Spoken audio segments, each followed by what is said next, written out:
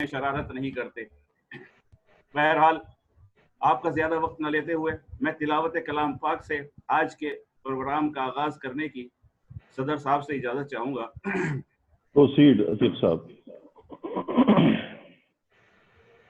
اعوذ باللہ من الشیطان الرجیم، بسم اللہ الرحمن الرحیم، والعصر ان الانسان لفی خسر الا الذین آمنوا وعملوا الصالحات وتواصوا بالحق وتواصوا بالصبر، صدق اللہ العظیم۔ شروع کرتا ہوں اللہ کے نام سے جو نہایت مہربان اور رحم کرنے والا ہے۔ اللہ تعالیٰ قسم کھا کر فرماتے ہیں کہ قسم ہے زمانے کی، پوری کی پوری انسانیت خسارے میں ہے، مگر وہ لوگ جو ایمان لائے اور ایمان لانے کے بعد عمل صالح یعنی نیک اعمال کیے، اور نیک اعمال کرنے کے ساتھ ساتھ حق کی تلقین کرتے رہے۔ حق کی تلقین یعنی لوگوں کو برائیوں سے روکنا اور بھلائیوں کی تشہیر کرنا، بھلائیوں کو پھیلانا۔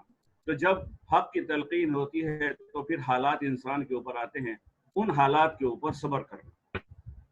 تو لوگ ایمان لائے اور عمل صالح کیے، حق کی تلقین کی، اور اس کے بعد حالات آنے پر صبر کیا۔ یہ پوری زندگی کا مجموعہ ہے۔ اللہ سچے، اللہ کی بات سچی۔ اللہ تعالی ہم سب کو کہنے سننے سے زیادہ عمل کی توفیق نصیب فرمائے، آمین۔ میرے عزیزو، حضرت انسان ترقی کی وہ منازل عبور کر چکا ہے کہ تمام تر کوششوں کے باوجود بھی حضرت انسان کو قید کرنا ناممکن سا ہو گیا ہے، اور آج کی ہماری یہ زومی تقریب اس بات کی شاہد ہے۔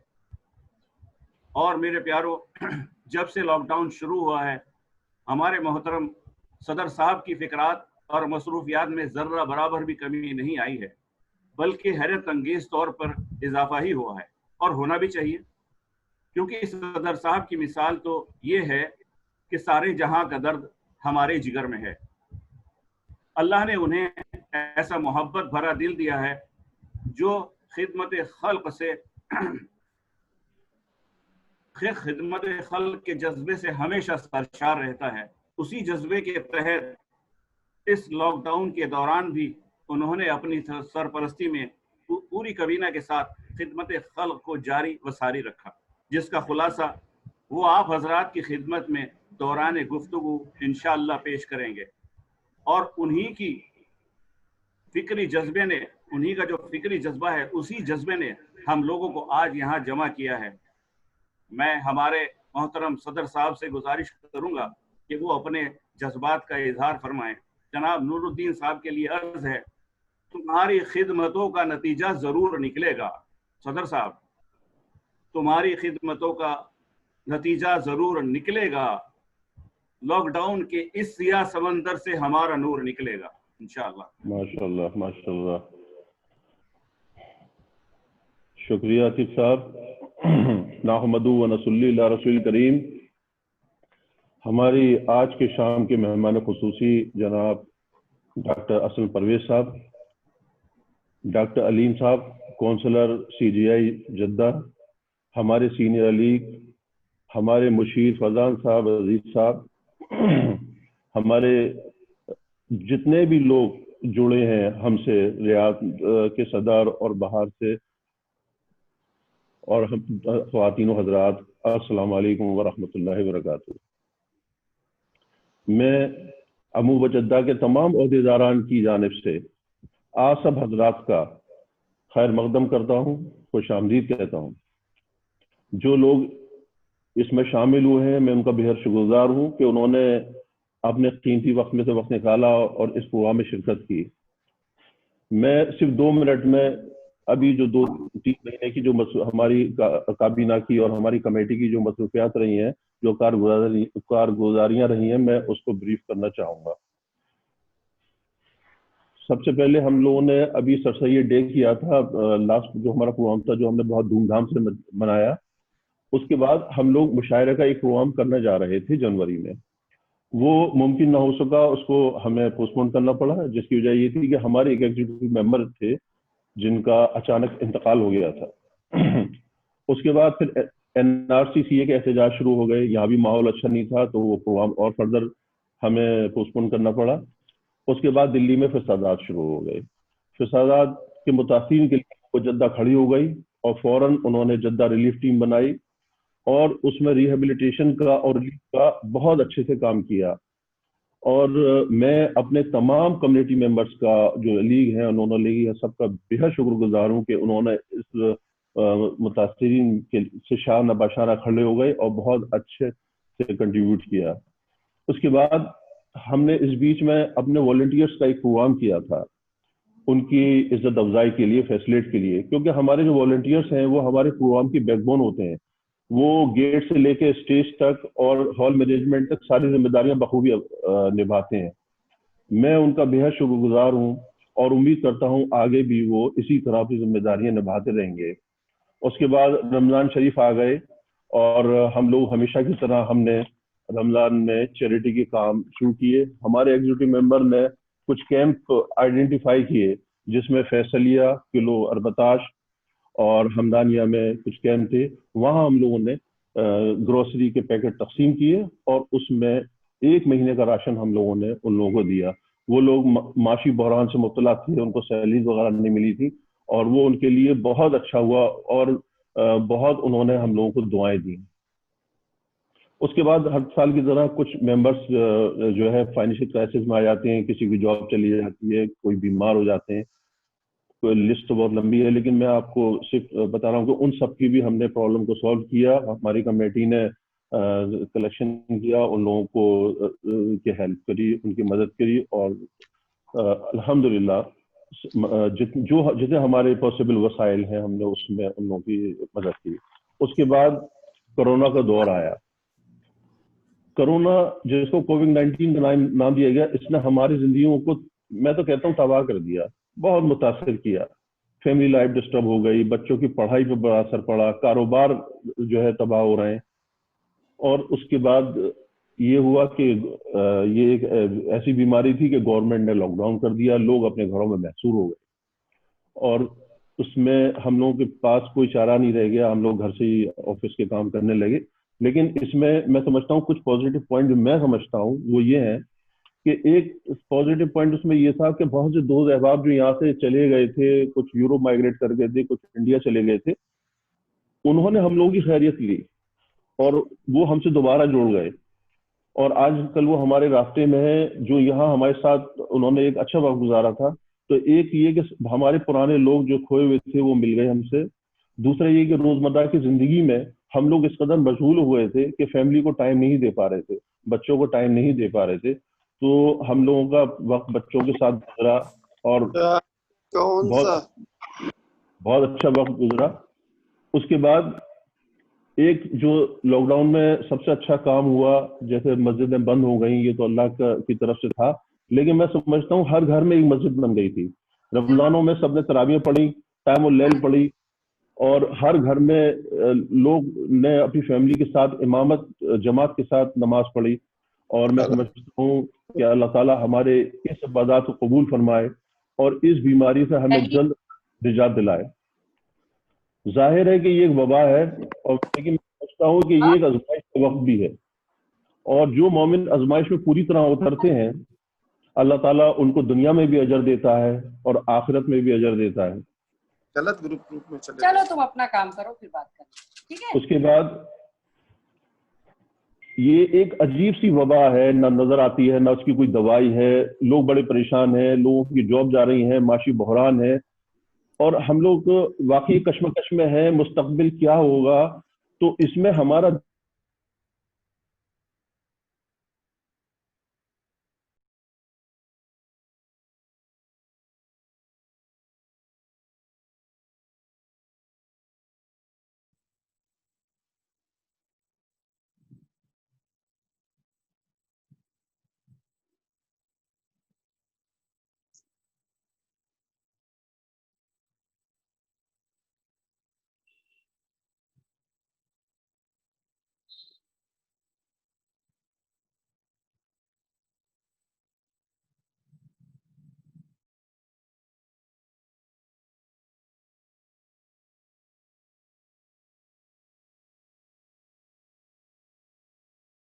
तो अच्छा, कहाँ से आवाज नहीं आ रही थी?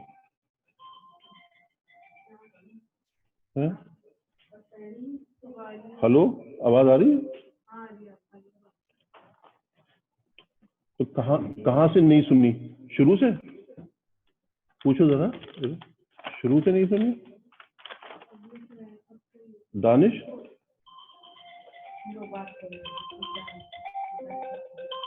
हेलो, आवाज आ रही है? शेखू भाई आप कोविड-19 पे थे, कोविड-19 पे थे प्लीज। अच्छा, कोविड-19 से, अच्छा मैं उससे आगे चलता हूँ। ठीक, हाँ ठीक।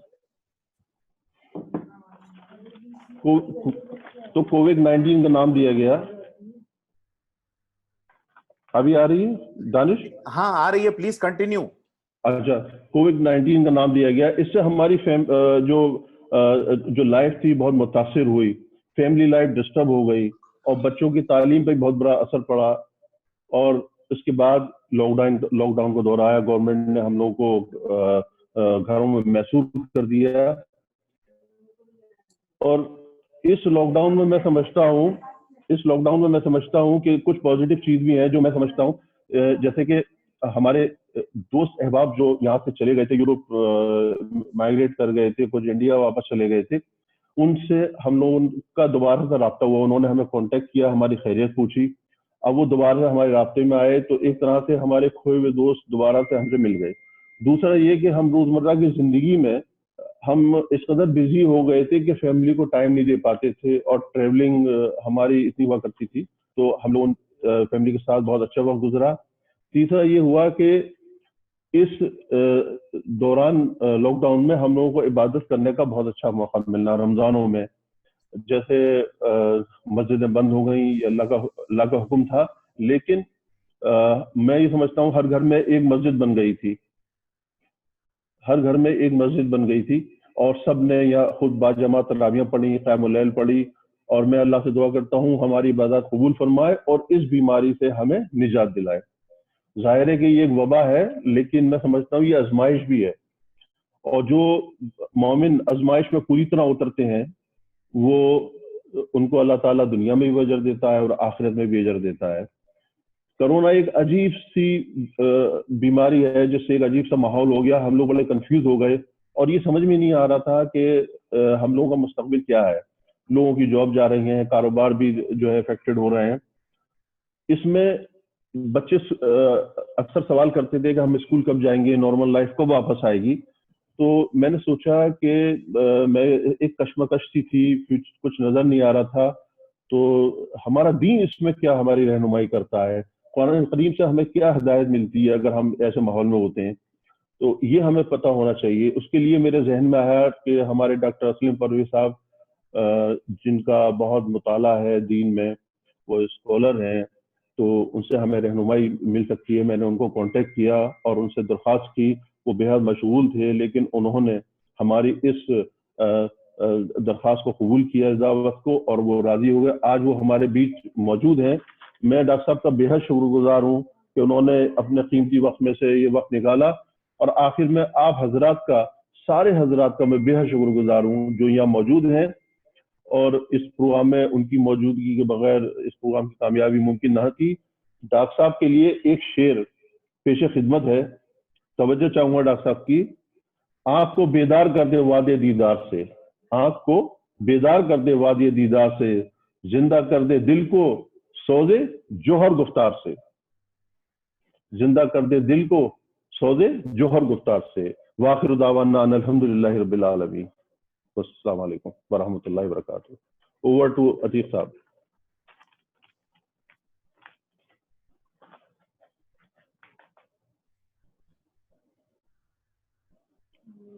म्यूट होने अतीक साहब, अतीक साहब म्यूट हैं, अनम्यूट करें दानिश अतीक साहब को। कर रहा हूँ।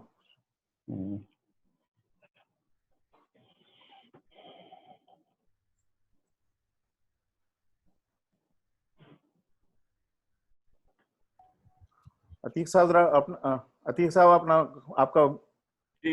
हेलो। हाँ जी बोलिए, ताकि मैं डॉक्टर साहब को फिर जी हेलो आवाज। जी अतीक शुरू करें। हेलो। हाँ शुरू हाँ करें अतीक साहब, आवाज आ रही है। दानिश दानिश आवाज आ रही? हाँ आ रही है, प्लीज आप शुरू करें। आप देख सकते हैं कि आप अनम्यूट हैं। ठीक है, हाँ शुरू करिए। हाँ ठीक आ रही है बात।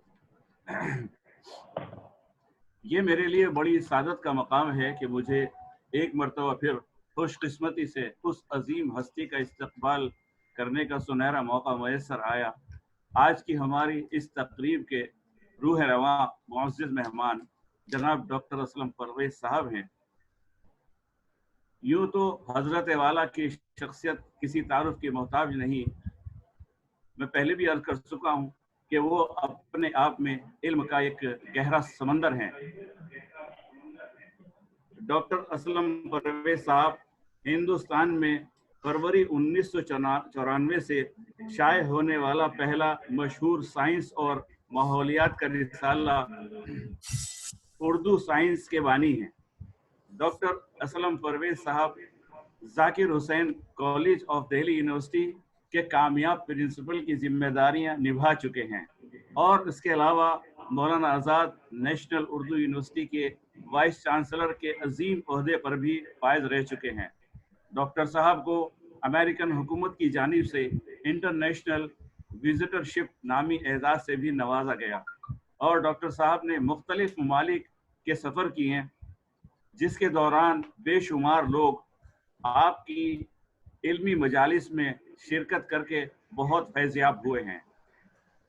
डॉक्टर साहब, मैं आपसे गुजारिश करूंगा कि मेरी कम इल्मी को माफ़ फरमाएं।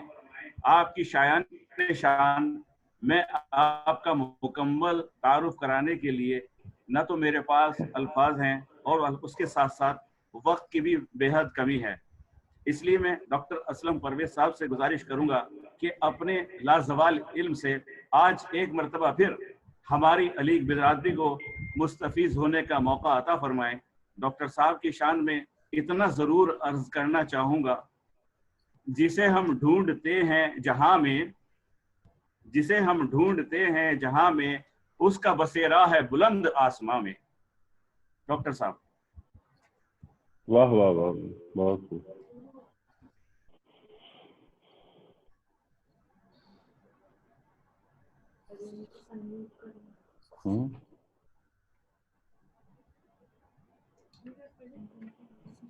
डॉक्टर साहब आप जो है आप अपने आप को अनम्यूट कीजिए प्लीज।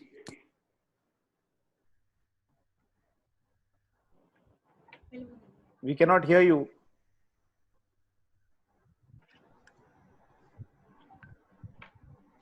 हाँ अब आवाज आ रही है, चलिए आ रही है। I request rest of the people to kindly mute themselves, क्योंकि पीछे से आवाजें आ रही हैं। डॉक्टर साहब प्लीज कंटिन्यू। जी शुक्रिया। मैं ये अर्ज कर रहा था कि जनाब नूर साहब हमारे सदर AMU old boys association Jeddah के और तमाम दीगर जिम्मेदारान जद्दा चैप्टर के, डॉक्टर अलीम साहब और तमाम ख़वातीन और हज़रात, प्यारी बच्चियों और बच्चों, अस्सलाम वालेकुम। आप यकीन जाने मैं यहाँ अपनी स्टडी से आपसे मुखातिब हूँ, लेकिन मेरी आंखों के सामने वही मंजर सरसैयद डे का आ रहा है और मुझे ऐसा लगता है कि मैं फिज़िकली आप लोगों के दरमियान मौजूद हूँ। वो एक बेहतरीन यादगार थी मेरी और मुझे खुशी है कि आपने मुझे फिर मौका दिया और मैं आप लोगों के दरमियान हाजिर हो सका।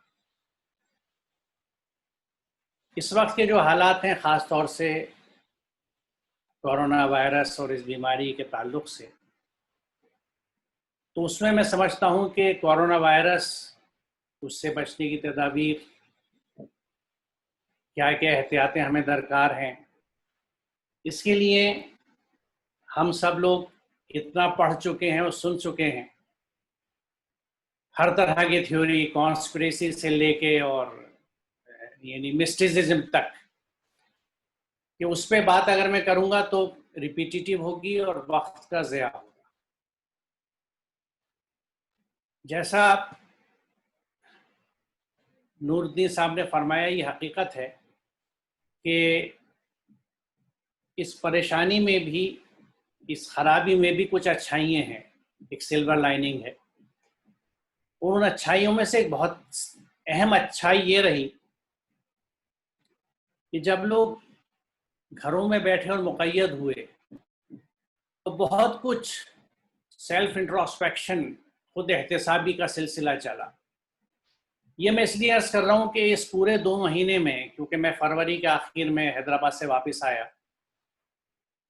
تو مارچ اپریل میرا پورا، کیونکہ یہ بھی کووڈ-19 کی برکت ہے کہ ہمیں زوم مل گیا اور ہم زوم سے جڑے.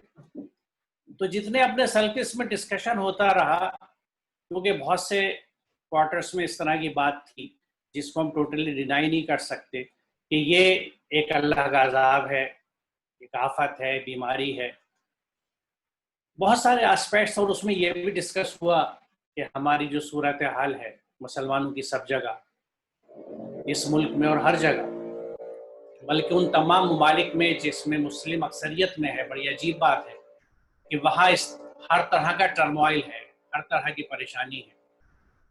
تو آخر اس کی وجہ کیا ہے؟ کیا وجہ ہے ایسی کہ اگر ہم، یعنی میں موٹے موٹے طور سے کروں تو تعلیمی اعتبار سے دیکھیں تو مسلمان سب جگہ سب سے زیادہ پسماندہ، یعنی ایجوکیشنلی موسٹ بیکورڈ کمیونٹی ہمیں مسلمانوں کی ملتی ہے، وہ چاہے ہندوستان میں ہو یا کسی بھی ملک میں. گلوبل سینیریو ہے. اکانومیکلی پسماندہ، کوئی بھی بڑا پیرامیٹر لے لیجیے آپ، ریسرچ پبلیکیشنز لے لیجیے، چاہے وہ اکنامکس کی ہوں یا سائنس کی ہوں یا ہیومینٹیز کی ہوں، نوبل پرائزز لے لیجیے یا اور کوئی ایسے پرائزز یا ریکاگنیشنز، ہر جگہ ہمیں مسلمانوں کی کمی لگتی ہے. ایسا لگتا ہے کہ دنیا کے اس منظر نامے پہ ہم ہیں ہی نہیں. تو ایسا کیا ہوا ہے؟ ایسا کیا ہوا ہے ہمارے ساتھ اور کیا اس کا سدباد ہے؟ ہم اس سچویشن کو کیسے امپروو کر سکتے ہیں؟ جیسا میں نے اپنی جدہ کی میٹنگ میں ذکر کیا تھا، اور میرا سب سے بھرپور اور مکمل تعارف جو میں سمجھتا ہوں وہ یہ ہے کہ میں سائنس کا طالب علم ہوں اور قرآن کریم کا طالب علم ہوں. I am a student of sciences and a student of Quran. اور سائنس کا طالب علم ہونے کے ناطے میں قرآن کو بھی سائنسی نظر سے، یعنی اس کا انٹرپریٹیشن، اس کے انڈرسٹینڈنگ میں ایک سائنٹیفک انداز سے کرتا ہوں، یعنی ریزننگ، لاجک کے ساتھ سمجھ کے استعمال کرتے ہوئے. تو ایسے میں ان چیزوں کو سمجھنے اور دیکھنے کے لیے بھی قرآن کی طرف چلتا ہوں. اور میں اب اسکرین شیئر کر کے میں ہوسٹ سے ریکویسٹ کروں گا کہ ہوسٹ نے اسکرین شیئرنگ ڈسیبل کر رکھی ہے، اس کو ایبل کر دیں. تو میں اسکرین شیئر کر کے کچھ سلائڈس اپنی آپ لوگوں کے ساتھ شیئر کرنا چاہوں گا.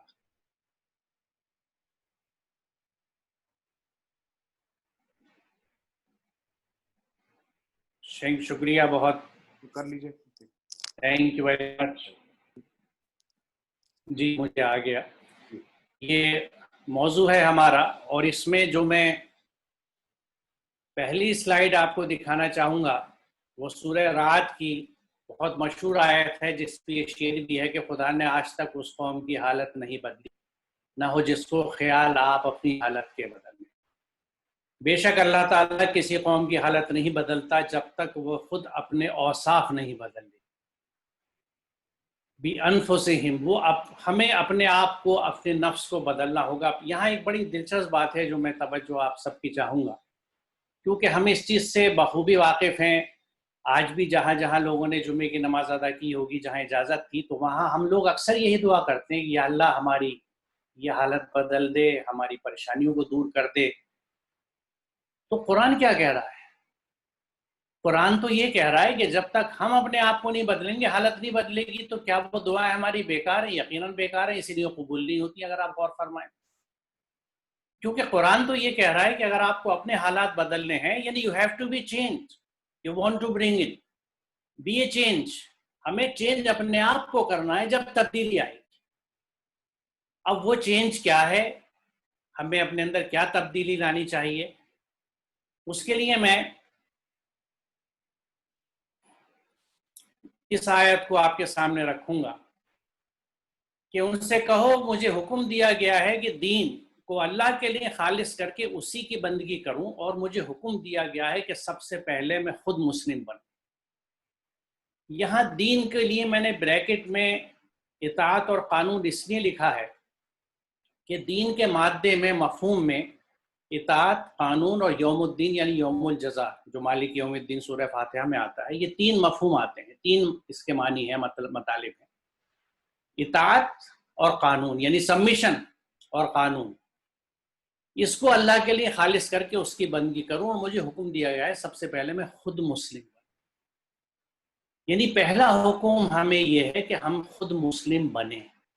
اب مسلم ہم کس طرح بنیں گے؟ ظاہر اگلا سوال یہ آتا ہے۔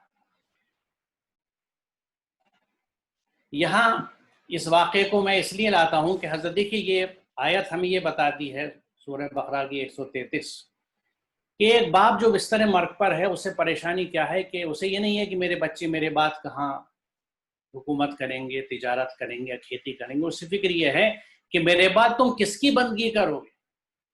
تو بچوں نے جواب دیا کہ ہم اسی خدا کی بندگی کریں گے جسے آپ نے اور آپ کے بزرگوں ابراہیم، اسماعیل اور اسحاق نے خدا مانا ہے، اور ہم اسی کے مسلم ہیں۔ یہ میں نے سرخ اس لیے کیا کہ وَنَحْنُ لَهُ مُسْلِمُونَ، ہم اسی کے مسلم ہیں۔ and to him do we submit، یعنی مسلم کا مفہوم ہے سبمٹ کرنا، اطاعت میں جانا۔ تو ہم اللہ کی اطاعت میں جائیں گے اور اللہ کے مسلم ہوں گے، جیسے پہلی آیت میں کہا گیا تھا کہ سب سے پہلے ہم خود مسلم بنے، اور مسلم کس کے بنے؟ اللہ کے مسلم بنے۔ اللہ کے مسلم بنیں گے تو جب ہی بن سکتے ہیں جب اللہ کے احکامات پہ ہم عمل کرتے ہیں، اور اس کے لیے یہ آیت ہمیں یہ بتاتی ہے کہ ہمارے علاوہ اس کائنات کی ہر چیز اللہ کے احکامات کے تحت چلتی ہے، کہ زمین اور آسمانوں میں جس قدر جاندار مخلوقات ہیں اور جتنے ملائکہ سب اللہ کے لیے سجدہ ریز ہیں، یعنی دے ٹوٹلی سبمٹ، اور تکبر نہیں کرتے، اپنے رب سے جو ان کے اوپر ڈرتے ہیں، اور جو حکم دیا جاتا ہے اسی کے مطابق کام کرتے ہیں۔ یہ آیت پوری کائنات کا احاطہ کرتی ہے۔ اس کائنات کی ہر چیز جو اللہ کا حکم ہوتا ہے اسی کے حساب سے چلتی ہے، اور اس کو ہم سمپل اس طرح سمجھ سکتے ہیں کہ اگر آپ مائکرو لیول پہ دیکھیں، بلکہ سب مائکرو لیول پہ ایٹم کے سٹرکچر کو دیکھیں، تو ایٹم میں جو ایٹومک لاز ہیں وہی نیوٹرونز اور پروٹونز کو نیوکلیس میں رکھتے ہیں، اسی کے تحت الیکٹرونز اس کے چاروں طرف آربٹس میں گھومتے ہیں، اپنے شیلز میں گھومتے ہیں، اور اس میں ہر شیل میں جو الیکٹران ہے ایل کا این میں نہیں جا سکتا، این کا ایم میں نہیں جا سکتا، وہ قوانین ہیں جو ان کو باندھ کے رکھتے ہیں۔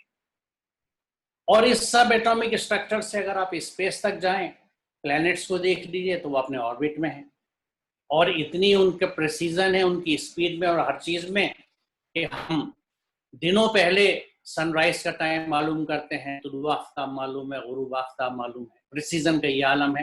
وہ پورے لاز ہیں جن کے تحت وہ چلتے ہیں، نہ صرف گھومتے ہیں بلکہ وہ پورے ٹھہرے ہوئے اس آسمان میں۔ اس آسمان کے اندر یہ کروڑوں گیلیکسیز اور ان کے اندر کروڑ کروڑ ستارے، پلینٹس، سٹارز، سیارے، یہ سب کیسے who is holding them، یہ کیسے رکے ہوئے ہیں؟ وہ انہی لاز اور انٹرنسک فورسز کی وجہ سے رکے ہوئے ہیں جو اللہ تعالیٰ کے بنائے ہوئے اور جن کی اسٹڈی ہم لوگ کرتے ہیں۔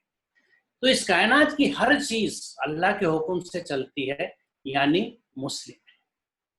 انسان کو مسلم بننے کے لیے اس کے اللہ تعالیٰ کے احکامات کے تابع آنا ضروری ہے۔ اسی لیے دیکھیے یہ حکم ہے بڑا واضح ہم سب کے لیے، اتبعوا ما انزل الیکم من ربکم ولا تتبعوا من دونہ اولیاء قلیل ما تذکرون، کہ لوگوں جو کچھ تمہاری طرف سے نازل کیا گیا اسی کی پیروی کرو، follow what has been revealed to you from your sustainer. یہاں بات مکمل ہو جاتی تھی کہ اللہ کے احکامات کی اتباع کرنی ہے، لیکن اس کو مزید وضاحت کی گئی آگے آیت میں کہ وَلَا تَتَّبِعُوا مِن دُونِهِ اولیاء، کسی اور اولیاء کا اتباع مت کرنا مگر نصیحت تبلیغ۔ تو یہ آیت جو ہے سورہ اعراف کی، یہ ہمیں یہ بتاتی ہے کہ ہمیں اللہ کے احکامات کی اتباع کرنا جو اللہ نے قرآن ہم پہ نازل کیا ہے، اور یہ اتباع لازمی ہے۔ اسی لیے سورہ قصص کی آیت نمبر 85 ہے کہ ان الذی فرض علیک القرآن لردک الی معاد، کہ بے شک جس نے قرآن تم پہ فرض کیا ہے تو ایک انجام کو پہنچانے والا ہے۔ یہاں میں یہ عرض کروں کہ مجھے نہیں پتا کہ کتنے لوگ اس بات سے واقف ہیں کہ قرآن ہم پہ فرض ہے، اور یہ سب سے اہم نقطہ ہے، کیونکہ قرآن ہم پہ فرض ہے اور ہمیں اگر یہ نہیں پتا قرآن میں لکھا ہوا کیا ہے تو ہم اس فرض کا حق کس طرح ادا کریں گے؟ کیونکہ اس وقت صورتحال یہ ہے کہ ہمارے ہاں، اور یہ میں ہندوستان کی صورتحال نہیں بتا رہا، یہ گلوبل سچویشن ہے، میں جہاں جہاں جس ملک میں گیا ہر جگہ انداز وہی ہے کہ قرآن کو بنا سمجھے پڑھا جاتا ہے، عقیدتوں کے ساتھ، بخشوانے کے لیے، ایصال ثواب کے لیے. لیکن قرآن جو کتاب ہدایت ہے، اس سے ہدایت ہم جب ہی حاصل کر سکتے ہیں جب اس کو سمجھیں. اگر عربی نہیں جانتے تو اپنی زبان میں سمجھیں اور اس پہ عمل کریں. کیونکہ یہ دیکھیے، اگر ہم اس کو فرض نہیں مانتے اور نہیں جانتے تو یہ سین ہمارا جو ہے یہ کبھی چینج نہیں ہو سکتا. کیونکہ ہمیں جتنی گائیڈ لائنس اور پیرامیٹرز قرآن دیتا ہے، جو ہدایت قرآن دیتا ہے، ہم اس سے بالکل دور ہیں کیونکہ قرآن سے کٹے ہوئے ہیں. علامہ اقبال نے بخوبی یہ بات کہی تھی کہ وہ معزز تھے زمانے میں مسلمان ہوگا، اور میں تھوڑا سا موڈیفائی کر کے کہتا ہوں کہ اور ہم خوار ہوئے تاریخ قرآن. مجھے کہہ لینے دیجئے کہ ہم نے قرآن ترک کر دیا ہے، کیونکہ کتاب ہدایت سے اگر ہم ہدایت نہیں لیتے تو it is as if it doesn't exist. اس کا ہونا نہ ہونا ہمارے لیے برابر ہے. ہم بچوں کو پڑھاتے ہیں قرآن، جس کو ہم نے ناظرہ کا نام دیا ہے، حروف شناسی، ان کو الفاظ پہچانوا دیتے ہیں، ان کو جوڑنا سکھا دیتے ہیں، اور محبت آئی دین کی تو تجوید کے ساتھ پڑھنا سکھا دیا، اور دین کی محبت آئی تو اسے حفظ کرا دیا. لیکن اس کو مفہوم نہیں سکھایا، نہ خود سیکھا، اور یہ میں اکثریت کی بات بتا رہا ہوں، نہ خود سیکھا نہ اسے سکھایا. اور اس میں بڑی عجیب بات یہ ہے کہ ہم اس پہ سوال بھی نہیں اٹھاتے. Nobody questions it. ہم جو کچھ کرتے ہیں اس کے بارے میں سوال نہیں کرتے. ہمیں کسی چیز کے کرنے سے جو ڈیزائرڈ ریزلٹس نہیں ملتے تو ہم سوال نہیں کرتے. کیونکہ سب سے اہم بات یہ ہے کہ قرآن واضح طور سے اس بات کو کہتا ہے کہ وَلَا تَهِنُوا وَلَا تَحْزَنُوا وَأَنْتُمُ الْأَعْلَوْنَ إِن كُنتُم مُؤْمِنِينَ، کہ اگر ہم مومن ہیں تو ہم اعلون میں سے ہوں گے. ہمیں کسی غم کرنے کی ضرورت نہیں ہے، کسی حزن و ملال کی ضرورت نہیں ہے. تو یہاں ہم یہ کیوں نہیں سوچتے کہ اگر ہم اعلون میں سے آج نہیں ہیں، if we are not best of the best، تو اس کا مطلب ہم مومن نہیں ہیں. اور مومن کیوں نہیں ہیں؟ کیونکہ ہم قرآن کو جانتے نہیں، قرآن پہ عمل کرتے نہیں. معاف کیجیے گا، میں نے اس کا اشارہ جدے میں اپنے تھوڑے سے گفتگو کے دوران دیا تھا کہ ہمارا اسلام اس وقت 3.5 آیتوں پہ چلتا ہے. وہ آیات جیسے اقیموا الصلاۃ وآتوا الزکاۃ ہے وکتب علیکم الصیام ہے، جو آیات جس میں نماز کا، روزے کا، حج کا، زکوٰۃ کا بیان ہے. ہم نے ان کو فرض مانا ہے اور ان کو بھی اہتمام کے ساتھ ہم ادا کرتے ہیں. ان کے فرض ہونے میں، ان کی اہمیت سے کسی کو انکار نہیں، ہو بھی نہیں سکتا، کیونکہ یہ اللہ کے احکامات قرآن کے. لیکن سوال یہاں پہ یہ ہے کہ قرآن ہم پہ پورا فرض ہے. یہ کس نے کہہ دیا کہ یہ 3.5 آیتیں فرض ہیں اور باقی قرآن جو ہے وہ صرف پڑھنے اور ایصال ثواب کے لیے ہے؟ یہ ایک ایسا غلط ایگزامشن ہے، کیونکہ اگر اس کو ہم نہیں سمجھیں گے، اس کو چیلنج نہیں کریں گے، یہ پیراڈائم شفٹ ہے، ٹوٹلی ایک ٹوٹل منظر نامہ بدلنا ہے.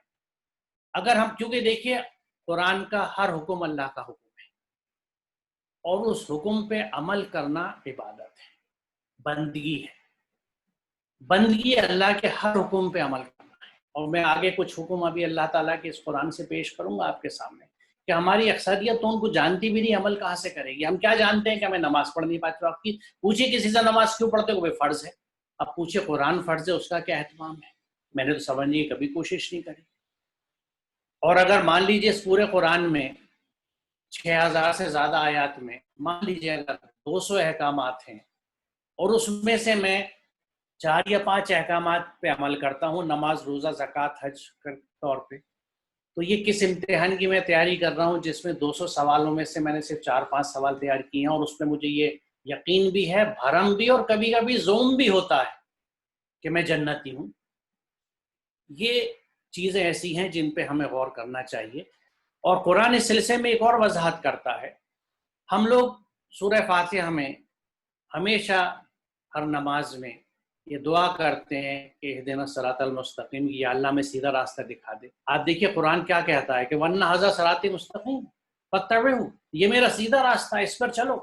اور دوسرے راستوں پہ نہ چلو، وہ تمہیں اس راستے سے جدا کر دیں گے، اس راستے سے بھٹکا دیں گے. اس نے تمہیں اس کا حکم دیا ہے تاکہ تم تقوی اختیار کرو.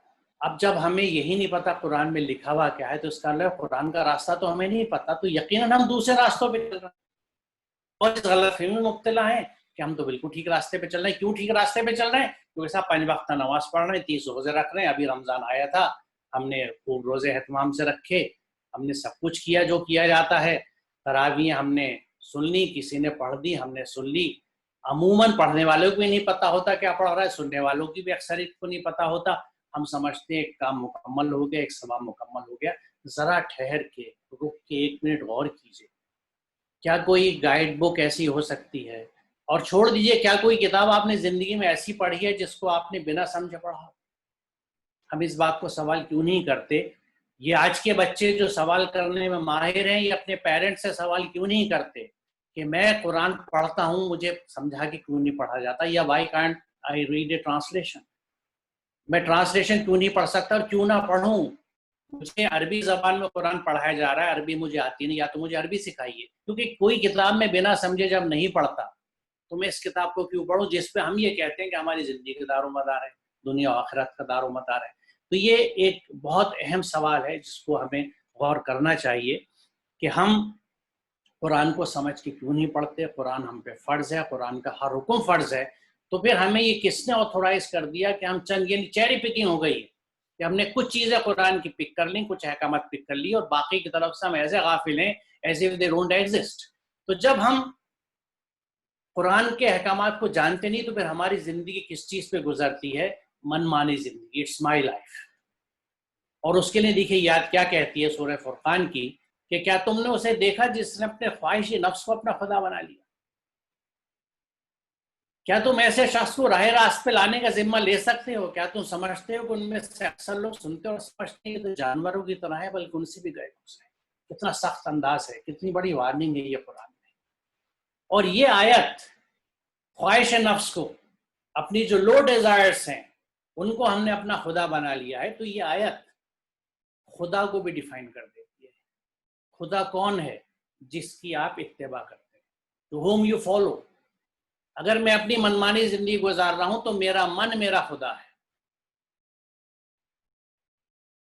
یہی بات اس میں کہی گئی ہے کہ جو خواہش نفس، کیونکہ ہم اپنے حساب سے جو میں ٹھیک سمجھتا ہوں، جو اپروپریٹ سمجھتا ہوں، کیونکہ مجھے قرآن کے احکامات نہیں پتہ، تو اس کے لیے یہ آیت واضح کرتی ہے اس بات کو کہ ایسے لوگوں کے لیے اللہ تعالیٰ یہ کہتا ہے کہ جانوروں سے بھی گئے گزرے ہیں۔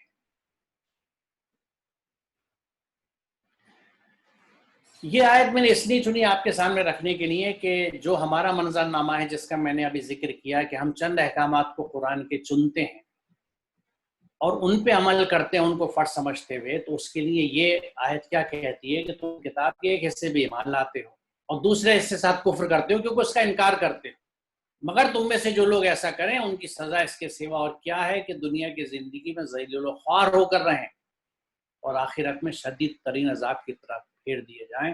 اللہ ان حرکات سے بے خبر نہیں ہے جو تم کر رہے ہو، جو ہم کرتے ہیں اللہ تعالیٰ اس سے غافل نہیں ہے، وہ تو ہمیشہ ہمارے ساتھ ہے۔ وَهُوَ مَعَكُمْ أَيْنَمَا كُنْتُمْ، وہ تمہارے ساتھ ہے تم جہاں بھی ہو، اللہ تعالیٰ ہر وقت ساتھ ہے۔ تو اگر ہم یہ سمجھ سکتے ہیں کہ آج اگر ہم ہر جگہ ذلیل و خوار ہیں تو اس کی یقیناً وجہ یہ ہے کہ ہم جب پورے قرآن سے ہی واقف نہیں ہیں تو ہم کچھ چیزوں پہ عمل کرتے ہیں اور باقی سے جو کہ واقف نہیں ہیں، اور وہ کہیں سے ہماری زندگی کا، ہماری تربیتوں کا جو ہم بچوں کو دیتے ہیں، ہم وہ اعمال جو ہم کرتے ہیں، جو اذکار ہم کرتے ہیں، ان میں کہیں پہ بھی قرآن کی آیات کی تسبیحات تو ہیں، ورد تو ہیں، لیکن ان پہ سمجھ کے عمل کرنے کا فقدان ہے، بہت کم، ریئرلی کہیں دکھتا ہے کہ کوئی آدمی اس طرح کرتا ہو۔ اور انسان کے بارے میں دیکھیے ہم واقف ہیں اس میں سورہ 3 میں کہ ہم نے انسان کو لقد خلقنا الانسان فی احسن تقویم، بہترین ساخت پہ اللہ تعالیٰ کہتا ہے ہم نے انسان کو پیدا کیا، ثم رددناہ اسفل سافلین، پھر اسے ہم نے پلٹ کے ورسٹ آف دی ورسٹ کے نیچے کر دیا۔ یعنی یہ قرآن یہ کہتا ہے کہ انسان ہی دنیا کا بیسٹ آف دی کریشن بھی ہے اور ورسٹ آف دی کریشن بھی ہے، بہترین تخلیق بھی ہے اور بدترین تخلیق بھی ہے، اور اس کے بیچ میں فرق کیا ہے؟ الا الذین آمنوا وعملوا الصالحات، سوائے ان لوگوں کے جو ایمان لائے اور نیک عمل کرتے رہے۔ آپ یہ غور فرمائیں گے کہ قرآن میں ایمان کے ساتھ عمل صالح جوڑ کے آیا ہے، بیشتر مقام ایمان کے ساتھ عمل صالح. عمل صالح عموماً ترجمہ جیسے یہاں بھی آپ لکھا دیکھتے ہیں نیک عمل کیا جاتا ہے، لیکن عمل صالح جو ہے یہ ایک اسپیسیفک ٹرم ہے جو ہر طرح کے فساد کے تدارک کے لیے استعمال. جتنی بھی قسم کا فساد ہوگا، یعنی امبیلنسز، انڈسپلنس، کرپشنز، irregularities، یہ سب فساد میں آتے ہیں. ہر طرح کا بگاڑ، خرابی، عدم توازن، ظلم، یہ سب چیزیں فساد میں آتی ہیں، اور اس کو تدارک کرنے کے لیے جو اعمال ہوتے ہیں وہ عمل صالح ہیں. مثال طور پہ یہاں اس چیز کو قرآن کریم نے مفسدین یعنی فساد پھیلانے کے مقابلے میں مصلحین کا لفظ استعمال کیا. وَإِذَا قِيلَ لَهُمْ لَا تُفْسِدُوا فِي الْأَرْضِ قَالُوا إِنَّمَا نَحْنُ مُصْلِحُونَ. جب کبھی ان سے کہا گیا زمین میں فساد برپا نہ کرو تو کہ ہم تو مصلحین. تو مصلحین جو اصلاح کرتے ہیں اور جو اصلاح کا کام وہ کرتے ہیں وہ عمل صالح ہے جو کسی نہ کسی فساد کا تدارک کرنے کے لیے استعمال کیا جاتا ہے. ہر دور کے فساد الگ ہوتے ہیں، ہر دور کے چیلنجز الگ ہوتے ہیں. اگر ہم موجودہ دور کی بات کریں تو اس وقت ایک بڑا فساد خاص طور سے ہماری کمیونٹی میں، کیونکہ ہم مسلم سماج کی بات کر رہے ہیں، جیسا میں نے شروع میں ذکر کیا، مسلم سماج میں ایک بہت بڑا فساد، ایک بہت بڑی خرابی اور ایک بہت بڑا چیلنج جو ہم سب کے لیے ہے کہ اس کے لیے ہم کچھ کریں، اور ہم میں سے کچھ لوگ کر بھی رہے ہیں، وہ لا علمی اور جہالت ہے. جبکہ ہم یہ بات کہتے ہیں بہت فخر سے کہ پہلی وحی جو ہمارے ہاں آئی وہ پڑھنے کی تھی، اقرا باسم ربک الذی، پڑھو اپنے رب کے نام سے. اب یہاں بھی یہ غور فرمائیں، یہ میں ایک سوچ کی بات بتا رہا ہوں آپ کو کہ اس کو آپ سب نے سنا ہوگا اور ہم سب کہتے ہیں کہ یہ پہلی وحی پڑھنے کی آئی. میرا سوال یہ ہے کہ اس کو ہم پہلا حکم کیوں نہیں کہتے؟ اقرا حکم کا صیغہ، it's an order, read in the name of thy sustainer, پڑھو. اور آپ غور فرمائیں کہ یہ پہلی وحی، پہلا حکم آیا کس کے اوپر؟ رسول امی کے اوپر.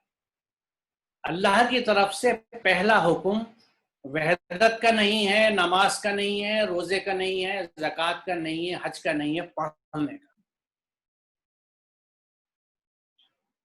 اور یہ اس کمیونٹی کے پاس ہے کتاب جو لیسٹ ایجوکیٹڈ قوم ہے. کتنا بڑا تضاد ہے، لیکن ساتھ ہی یہ ثابت کرتا ہے کہ اس قوم کا قرآن سے رشتہ کیا ہے. اگر قرآن کو سمجھتے ہوتے، عمل کرتے ہوتے تو پہلا حکم پڑھنے کا تھا.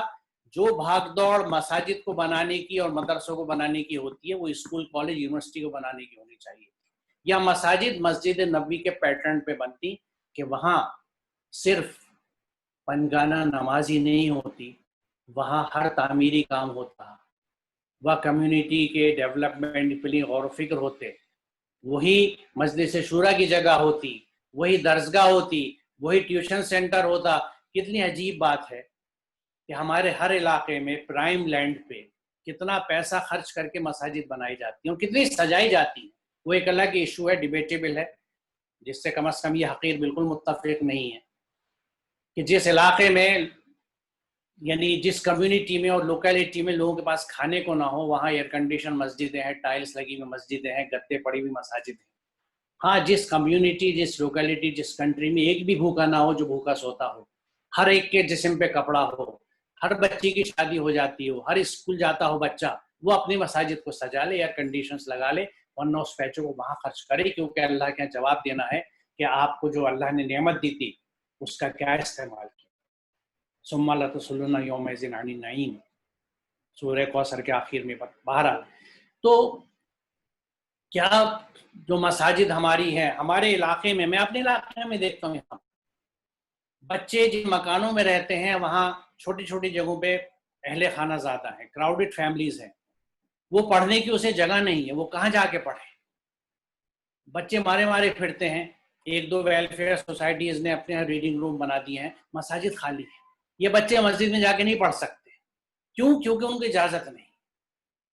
یہ اللہ کا گھر ہے کیا؟ اس میں بندے نہیں آئیں گے، یہ بندوں کے فیصلے کے لیے نہیں ہوگا.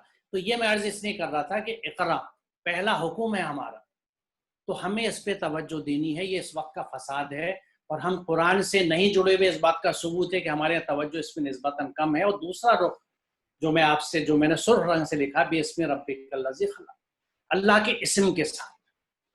اور اسم جو ہے وہ مسمى کے اوصاف کے ساتھ چلتا ہے. یعنی you have to educate your children with the attributes of God. اللہ تعالیٰ کے نام اور اس کی صفات کے ساتھ ایجوکیشن دینی.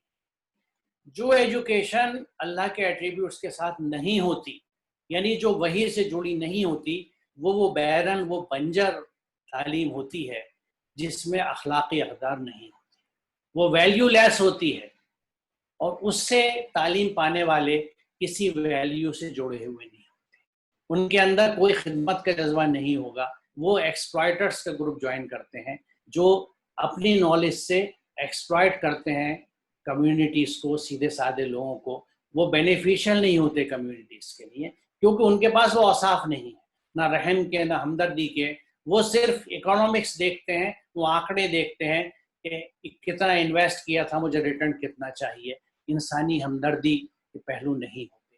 تو تعلیم کے ساتھ ویلیو سسٹم کا جڑنا، وہ ویلیوز کسی بھی مذہب کی، مسلمان بچہ ہے تو قرآن کی ہو، ہندو بچہ ہے تو ویدک لٹریچر ہو، ویدک دھرم کی باتیں ہوں، گیتا کی باتیں ہوں، جو بھی ان کی، کیونکہ بیسک ویلیوز ہر جگہ مشترک ہیں، کامن ہیں، اور وہ اس لائق ہے کہ وہ بچوں کو پڑھائی جا سکے، پڑھائی جائے.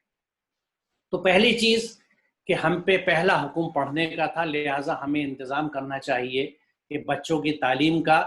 اور جس کے بعد جتنے وسائل ہیں، کچھ نہیں کر سکتے، ایک بچے کو پڑھا سکتے ہیں، اپنا وقت دے سکتے ہیں. اگر اس کے لیے اسکول نہیں بنا سکتے تو کسی ایک بچے کو پڑھا سکتے ہیں، اپنے سبجیکٹ کی فری ٹیوشن دے سکتے ہیں کسی انداز میں. if there is a will there is a way. اگر ہم چاہیں گے اس بات کی اہمیت کو سمجھیں گے اور اس کو سمجھیں گے کہ یہ پہلا حکم ہے جو اللہ نے ہمیں دیا تھا، تو اس کے لیے ہمیں کچھ نہ کچھ حد المقدور، جو میرے بس میں ہے، جو میری کیپیسٹی میں، whatever I can do I must do to educate سم بڈی.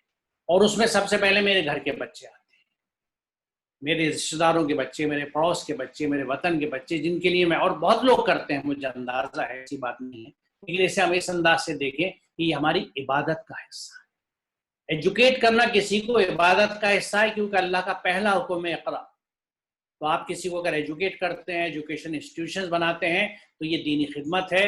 اس کے لیے بھی وہی اجر ہے جو آپ کو، کیونکہ یہ میں نے تجربہ کیا ہے اپنی زندگی میں کہ مسجد کے لیے چندہ لینے نکلا تو لوگوں نے بہت پیسے دیے، اسکول کے لیے لوگ پیسے نہیں دیتے کیونکہ وہ سمجھتے ہیں دنیا داری کی چیز ہے. وجہ کیا ہے کہ قرآن بند ہے. اگر وہ قرآن سمجھتے تو ان کے دماغ میں تعلیم کا تصور ہوتا. اس سے ریلیٹڈ ایک اور چیز ہے جسے میں یہاں پک کروں گا. یہاں اس آیت میں اللہ تعالیٰ فرماتے ہیں کہ بلا شبہ رات و دن کے یکے بعد دیگرے آنے میں، اور اللہ تعالیٰ نے جو کچھ آسمانوں میں اور زمین پیدا کیا ان سب میں آیات ہیں. جتنی کریشنز ہیں اللہ تعالیٰ کی، ان سب کو اللہ تعالیٰ اپنی آیات کہتا ہے، SIGN سائن. اگلی آیت میں اس بات کی اور وضاحت ہے کہ یقیناً آسمان اور زمین کی پیدائش اور مخلوق میں اور رات دن کی ہیرفیر میں عقل مندوں کے لیے آیات. یہ آیات ہیں ان لوگوں کے لیے جو عقل رکھنے والے ہیں.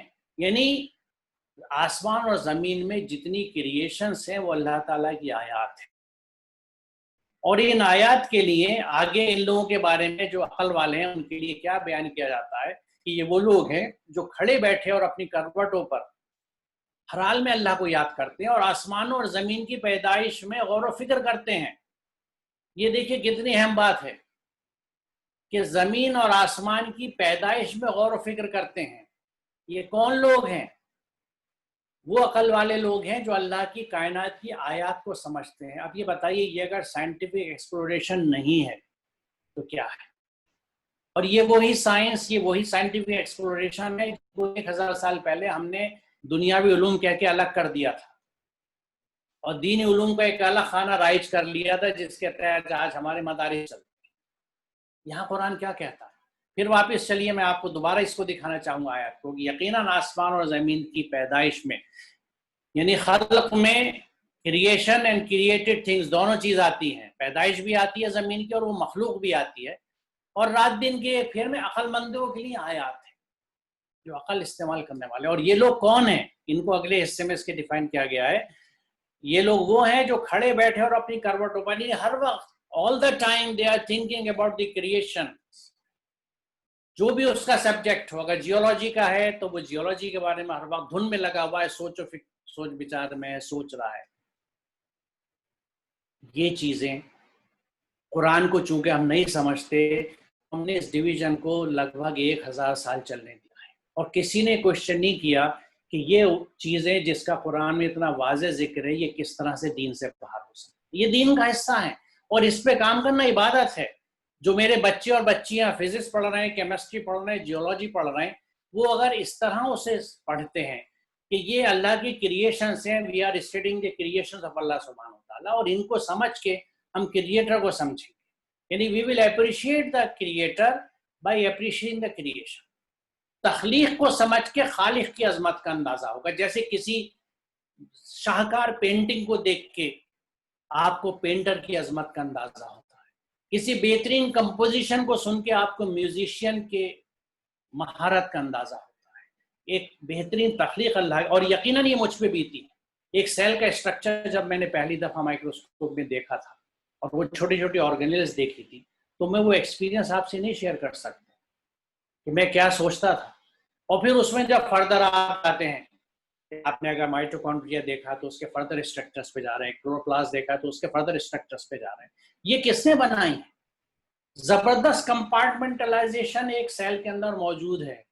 کیمسٹری لیب میں ایک ایک کیمیکل کو الگ الگ بوٹل میں رکھا جاتا ہے اس ڈر سے کہ اگر یہ کیمیکل مل گئے تو ایکسپلوژن ہو جائے گا، اور واقعی ہو بھی جاتا ہے. سیل کے اندر ہزاروں کیمیکلز ہیں اور کوئی بوٹلز موجود نہیں ہے. اس طرح کا ریگولیشن اس سیل کے اندر ہے. یہ کون کر رہا ہے؟ وہی کریٹر جس نے سیل کو بنایا. تو you can appreciate the creator by appreciating the creation. یہ سائنس ہے، یہ نالج ہے، یہ علم ہے جو ہمیں اللہ تعالیٰ کو پہچاننے میں مدد کرتا ہے، جو ہمیں اس کی عظمت کا اندازہ دلاتا ہے. ہم نے اس کو دین کے نام سے الگ کر کے اور دنیاوی نام دے کے الگ رکھ دیا. ہم جو دینی تعلیم دینے والے ہیں ان کو یہ چیزیں نہیں دیتے، اور جو بچے اسکولوں میں جاتے ہیں ان کو ہم نازلہ قرآن پڑھا کے مطمئن ہو جاتے ہیں بطور ماں باپ کہ ہم نے اپنی ذمہ داری پوری کر دی. لیکن اب جب بھی ایسا سوچیں تو قصص 85 کو دیکھ لیجیے گا کہ قرآن ہم پہ فرض ہے، ان پہ بھی فرض ہے. جب مجھ پہ فرض ہے تو میں اسے سمجھوں، اس پہ عمل کروں، اور اسی طرح سے اپنے بچوں کو ٹریننگ دوں، اپنے ساتھیوں کو بتاؤں، اس چیز کو آگے لے کے چلوں. دیکھیے اس سے متعلق یہ بہت ہی اہم آیت ہے جس میں اللہ تعالیٰ یہ کہتا ہے کہ جس دن قیامت کا ذکر ہے کہ جب اللہ تعالیٰ فوج کی فوج جمع کریں گے ان لوگوں کی جو ہماری آیتوں کو جھٹلاتے تھے، پھر ان کی جماعت بندی کی جائے یہاں تک کہ جب سب آ جائیں تو اللہ تعالیٰ پوچھے گا کہ تم نے میری آیت کو جھٹلایا تھا، حالانکہ تم ان کو اپنے احاطہ علم میں بھی نہیں لائے تھے. یعنی you rejected my science without comprehending them with your knowledge. تم نے میری آیات کو جھٹلا دیا بنا ان کا علمی احاطہ کیے، یعنی ان پہ آپ نے ایکسپلوریشن ہی کی. اب یہ آیات دونوں ہیں، وہ آیات بھی ہیں جو قرآن میں ہیں اور وہ آیات بھی جو کائنات میں ہیں، کیونکہ دونوں طرح کی آیتیں قرآن بتاتا ہے. جیسے پیچھے آپ نے دیکھا ہوگا سلائیڈ میں کہ ہر کریشن، یعنی یہ پہاڑ اللہ کی آیات ہیں، یہ درخت اللہ کی آیات ہیں، جتنے جانور ہیں اللہ کی آیات ہیں، مٹی، ہر چیز جو آپ دیکھ سکتے ہیں، محسوس کر سکتے ہیں. اور یہی نہیں بلکہ فینومینا بھی، رات اور دن کے ہیر پھیر کی جو ذکر کیا گیا ہے، تو نہ صرف کریشنز بلکہ فینومینا. فوٹو سنتھیسس اللہ کی آیت ہے، آکسیڈیشن اللہ کی آیت ہے، ریڈکشن اللہ کی آیت، ہر وہ چیز جو ہو رہی ہے اور موجود ہے، انرجی اللہ کی آیت ہے. تو اللہ تعالیٰ یہ کہتا ہے تم نے ان کو ریجیکٹ کر دیا بنا ان کا علمی احاطہ کیے بھی، without comprehending them with your knowledge. اور اس سے اگلا حصہ یہ ہے کہ ہم ماذا کنتم تعملون، اگر تم یہ نہیں کر رہے تھے تو تم کر کیا رہے تھے؟ تم نے کیا کیا دنیا میں اگر تم نے یہ نہیں کیا؟ اب یہاں میں دیکھیے اس حصے کو پھر سے وزٹ کروں گا کہ تم نے میری آیت کو جھٹلایا تھا. آیات کو جھٹلانے سے کیا مطلب ہے؟ اور دیکھیے جب ہم کسی چیز کا انکار کرتے ہیں تو اس کے لیے کفارہ کفر کا ذکر آتا ہے، وہ انکار کرنے والے ہیں. لیکن جو جانتے ہیں اور جان کے بھی اس کا حق ادا نہیں کرتے تو وہ جھٹلانا ہے. اور یہاں یہ آیت جو ہے یہ بڑی رونگٹے کھڑے کر دینے والی ہے کہ والذین کفروا وکذبوا، کفروا اور کذبوا ایک بریکٹ میں ایک ساتھ آیا، والذین کفروا وکذبوا بآیاتنا اولئک اصحاب النار هم فیہا خالدون، کہ جو میری آیات سے انکار کرتے ہیں، قبول کرنے سے انکار کریں گے اور ہماری آیت کو جھٹلائیں گے، وہ آگ میں جانے والے لوگ ہیں جہاں وہ ہمیشہ رہیں. قرآن پڑھ کے سمجھ کے ہمیں اندازہ ہوتا ہے کہ جو کہانیاں ہمارے یہاں چلتی ہیں کہ مسلمان کو جہنم نہیں ہوگی، جہنم ہوئی تو چند دن ہوگی پھر واپس آ جائیں گے جنت میں، قرآن میں کہیں ایسا کچھ نہیں۔ قرآن واضح طور سے کہتا ہے کہ جو آیتوں سے انکار کرتے ہیں، کفر کرنے والے ہیں وہ بھی، اور جو ان کو جھٹلاتے ہیں، دونوں جہنمی ہیں جہاں وہ ہمیشہ رہیں گے، ہم فیہا خالدون۔ اور تھوڑا سا میں نے یہ کذیبہ کا بھی وضاحت کی ہے کہ الکذبن کے معنی ہے جانتے پوچھتے کس چیز کے متعلق غلط خبر دینا، یہ محیط سے اقتباس ہے۔ تکذیب یہ بھی ہے کہ انسان جس بات کی سچائی کا قائل ہو اور اس پر ایمان بھی رکھتا ہو، اس کا عمل اس کے اس ایمان کی گواہی دے۔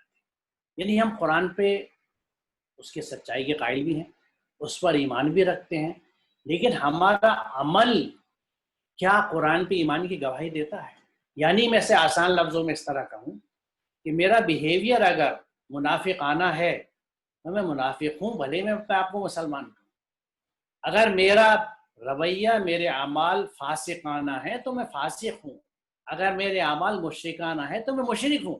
اور مشرک ہونے کا یا مشرکانہ اعمال کا یہ مطلب نہیں ہے کہ میں کسی مندر میں جا کے مورتی کے آگے جھکتا ہوں تو مشرک بنتا ہوں۔ یہ جو میرے دل کے اندر بت رکھے ہوئے، جس میں سب سے بڑا بت خواہشات کا ہوتا ہے، میں اگر اس کے آگے سر جھکاتا ہوں، اس کی اتباع کرتا ہوں تو وہ میرا خدا بن جاتا ہے اور میں شرک کرتا ہوں۔ مثال کے طور پہ اللہ تعالیٰ نے منع کیا ہے کہ اسراف نہیں کرنا، don't waste whatever you have, energy waste نہیں کرنی، ٹائم ویسٹ نہیں کرنا، منی ویسٹ نہیں کرنا۔ لیکن اگر میں کرتا ہوں جانتے بوجھتے، میں جانتا ہوں اللہ نے منع کیا ہے، تو جب میں یہ کام کرتا ہوں تو اس وقت میرا خدا، میرا دل، میری خواہشات، میری ڈیزائرز، میرا شوق ہوتا ہے، اللہ نہیں ہوتا۔ اس وقت میں اللہ کی ہدایت میں، اللہ کی بندگی میں نہیں ہوں، میں اپنے نفس کی بندگی میں آ چکا ہوں۔ تو یہ بہت اہم چیز ہے جو ہمیں نوٹ کرنی ہے۔ اور اب میں نے کچھ وہ احکامات لی ہیں قرآن کے جو ہم قرآن کو سمجھتے نہیں تو زیادہ جگہوں پہ مجھے دیکھتا ہے کہ ہماری سوسائٹی میں نظر نہیں آتے۔ مثال طور پہ یہ جو بہت چھوٹی سی آیت ہے جو بہت بڑے اور گہرے معنی رکھتی ہے کہ وَلَقَدْ كَرَّمْنَا بَنِي آدم، ہم نے اولاد آدم کو عزت بخشی، یعنی اللہ تعالیٰ نے ہر انسان کو، بنی آدم children of Adam, all the descendants of Adam are to be respected۔ یہ اللہ کا حکم ہے کہ اللہ تعالیٰ نے ہر انسان کو عزت کے لیے پیدا کیا۔ تو میں اگر مسلمان ہوں تو قرآن کا یہ حکم مجھ پہ بائنڈنگ ہے، مجھ پہ فرض ہے، یعنی مجھے ہر انسان کی عزت کرنی ہے، وہ ہندو ہو، مسلمان ہو، سکھ ہو، عیسائی ہو، اس کا عقیدہ کچھ بھی ہو۔ کیونکہ دیکھیے جب آپ کسی کی عزت کرتے ہیں تو اس کے فیتھ کی، اس کے عقیدے کی، اس کے لائکس کی، ڈس لائک کی، ہر چیز کی عزت کرتے ہیں۔ یہ پیکیج ہے، ایک پرسنالٹی کا پیکیج ہوتا ہے۔ ہمیں ہر انسان کی عزت کرنی ہے، اس کو بے عزت نہیں کرنا، کیونکہ اگر میں بے عزت اسے کرتا ہوں تو میں اللہ تعالیٰ کی اس آیت کی تکذیب کرتا ہوں، میں اس کو جھٹلا رہا ہوں، میں اس سے باہر نکل رہا ہوں اس حکم سے، اور بغاوت کر رہا ہوں۔ وَقُلْ لِعِبَادِيَ الَّتِي أَحْسَنُ، میرے بندوں سے کہہ دو کہ زبان سے وہ بات نکالا کریں جو بہترین، یعنی whenever you speak best of the speech۔ ہم جب زبان سے بری باتیں نکالتے ہیں یا غلط انداز سے بولتے ہیں، ہمیں احساس نہیں ہوتا کہ ہم اللہ تعالیٰ کے حکم کو جھٹلا رہے ہیں، تکذیب کر رہے ہیں اور ایک گناہ کر رہے ہیں۔ اور یہ اگر میری عادت بن گئی ہے، میں ہمیشہ زبان سے خراب بولتا ہوں، تو میں چاہے کتنے بھی نیک اعمال کرتا ہوں، میں گناہ مسلسل میں مبتلا ہوں، کیونکہ اللہ کی اس آیت کو میں مسلسل جھٹلا رہا ہوں۔ اور یہ دیکھیے یہ ایبسولوٹ حکم ہے، کہیں پہ یہ ایکسیپشن نہیں دیا گیا کہ اگر کوئی تمہیں بہت برا کہے تو تم بھی برا کہہ دینا، کہیں نہیں ہے۔ جبکہ قرآن میں آپ دیکھیں گے کہ جہاں حرام کھانے کے لیے منع ہے تو وہاں گنجائش بھی ہے جان بچانے کے لیے، بشرطے کہ بغاوت کی نیت نہ ہو کہ ہم حرام چیز بھی کھا کے اپنی جان بچا سکتے ہیں۔ یعنی اگر مرنے کی نوبت ہے اور کوئی حلال چیز آس پاس نہیں ہے تو آپ اپنی جان بچانے کے لیے حرام چیز بھی کھا سکتے ہیں، یہ حکم ہے اللہ۔ لیکن یہاں پہ یہ نہیں کہا گیا کہیں پہ بھی کہ کوئی تمہیں، تمہارے ماں باپ کو، تمہارے اللہ رسول کو بہت برا کہے تو تم بھی برا کہہ دینا، نہیں، ایبسولوٹ حکم ہے۔ لیکن کس کے لیے؟ لعبادی، جو میرے بندے ہیں، جو اس کے بندے ہیں، ان کے لیے یہ اللہ کا حکم ہے کہ تمہیں زبان سے کبھی برا نہیں نکالنا، ہمیشہ اچھا نکالنا ہے، اچھا بولنا ہے۔ قل لعبادی یقولوا التی احسن، یہ لوگ اللہ کے سوا جن کو پکارتے ہیں انہیں گالیاں نہ دو، یعنی دوسرے عقیدے کے لوگوں کے بھگوانوں کو، خداؤں کو برا مت کہو، یہ حکم ہے اللہ کا ہمیں۔ کیونکہ جب بات وہیں جوڑتی ہے کہ جب انسان کی عزت کرنی ہے تو اس کی آستھاؤں کی، اس کے فیتھ کی بھی عزت ہے، اس کے کسی بھگوان کو ہمیں برا نہیں کہنا، یہ قرآن کا حکم ہے، اور اگر ہم کہتے ہیں تو ہم گناہ کرتے ہیں، برا کرتے ہیں، ہمیں قرآن منع کرتا ہے اس کے لیے۔ یہ دیکھیے یہ سب وہ عملے سوال ہیں کیونکہ فساد کے تدارک کرتے ہیں۔ آج آپ غور کریں تو ہمارے یہاں فسادات کی بڑی وجہ اس وجہ سے ہے کہ ہم زبان قابو میں نہیں رکھ پاتے، ہم ریئیکٹ کر جاتے ہیں، غلط انداز سے جواب دے دیتے ہیں، فساد پھیلاتے ہیں، مفسد بن جاتے ہیں، فساد پھیلانے کا ذریعہ بن جاتے ہیں۔ مثال کے طور پہ آج میں آپ سے عرض کروں گی بڑی کامن بیماری ہے کہ کسی نے ایک واٹس ایپ میسج بھیجا، ہم نے فوراً آگے فارورڈ کر دیا۔ اب مان لیجیے اس واٹس ایپ میسج میں کوئی ایسی بات لکھی تھی جس سے فساد پھیل سکتا ہے، میں اسے وہیں روک دوں، آگے نہ پھیلاؤں۔ لوگوں میں پھیلا کہ اس بات سے اگر میں جھگڑا و فساد پھیلا رہا ہوں، بڑھا رہا ہوں، تو میں مصلح ہوا یا مفسد ہوا؟ میں قوم صالحین میں سے کب ہوا؟ یہ میرا عمل صالح کب ہے؟ اس سے تو میں فساد پھیلا رہا ہوں، میں مفسد بن رہا ہوں، اور مفسد کی پکڑ قرآن میں بہت سخت ہے۔ تو ہمیں کوئی بھی چیز ایسی اپنے عمل سے، اپنی زبان سے نہیں کرنی چاہیے جس سے کہیں بھی کسی طرح کا فساد پیدا ہو، کوئی انیکوالٹی، کوئی ڈسٹربنس، کوئی جھگڑا، کوئی بھی چیز پیدا ہو، اس سے ہمیں بچنا چاہیے۔ برائی کو اس طریقے سے دفع کرو جو بہتری، یعنی برائی کے بدلے میں بھی ہمیں حکم نہیں برائی کرنے کا، یعنی we can not be at all reactionary, ہم ریئیکٹ نہیں کر سکتے۔ کوئی آپ کے ساتھ برائی کرتا ہے تو قرآن یہ کہتا ہے کہ اس برائی کو دفع کرنے کا، یعنی اس کو ایلیمینیٹ کرنے کا، انیلیٹ کرنے کا واحد طریقہ جو ہے وہ یہ ہے کہ اس کے بدلے میں آپ بھلائی کیجیے۔ آپ اس سے بڑی برائی کر کے کہ کسی نے ایک تھپڑ مارا تو آپ اس کے 2 تھپڑ ماریں گے، آپ اس کو اینٹ اٹھا کے مار دیں گے، اس سے وہ برائی، وہ جھگڑا ختم نہیں ہوگا بلکہ بڑھے گا۔ اور اگر آپ برائی کرنے والے کے ساتھ بھلائی کرتے ہیں، دیکھیے یہ چیزیں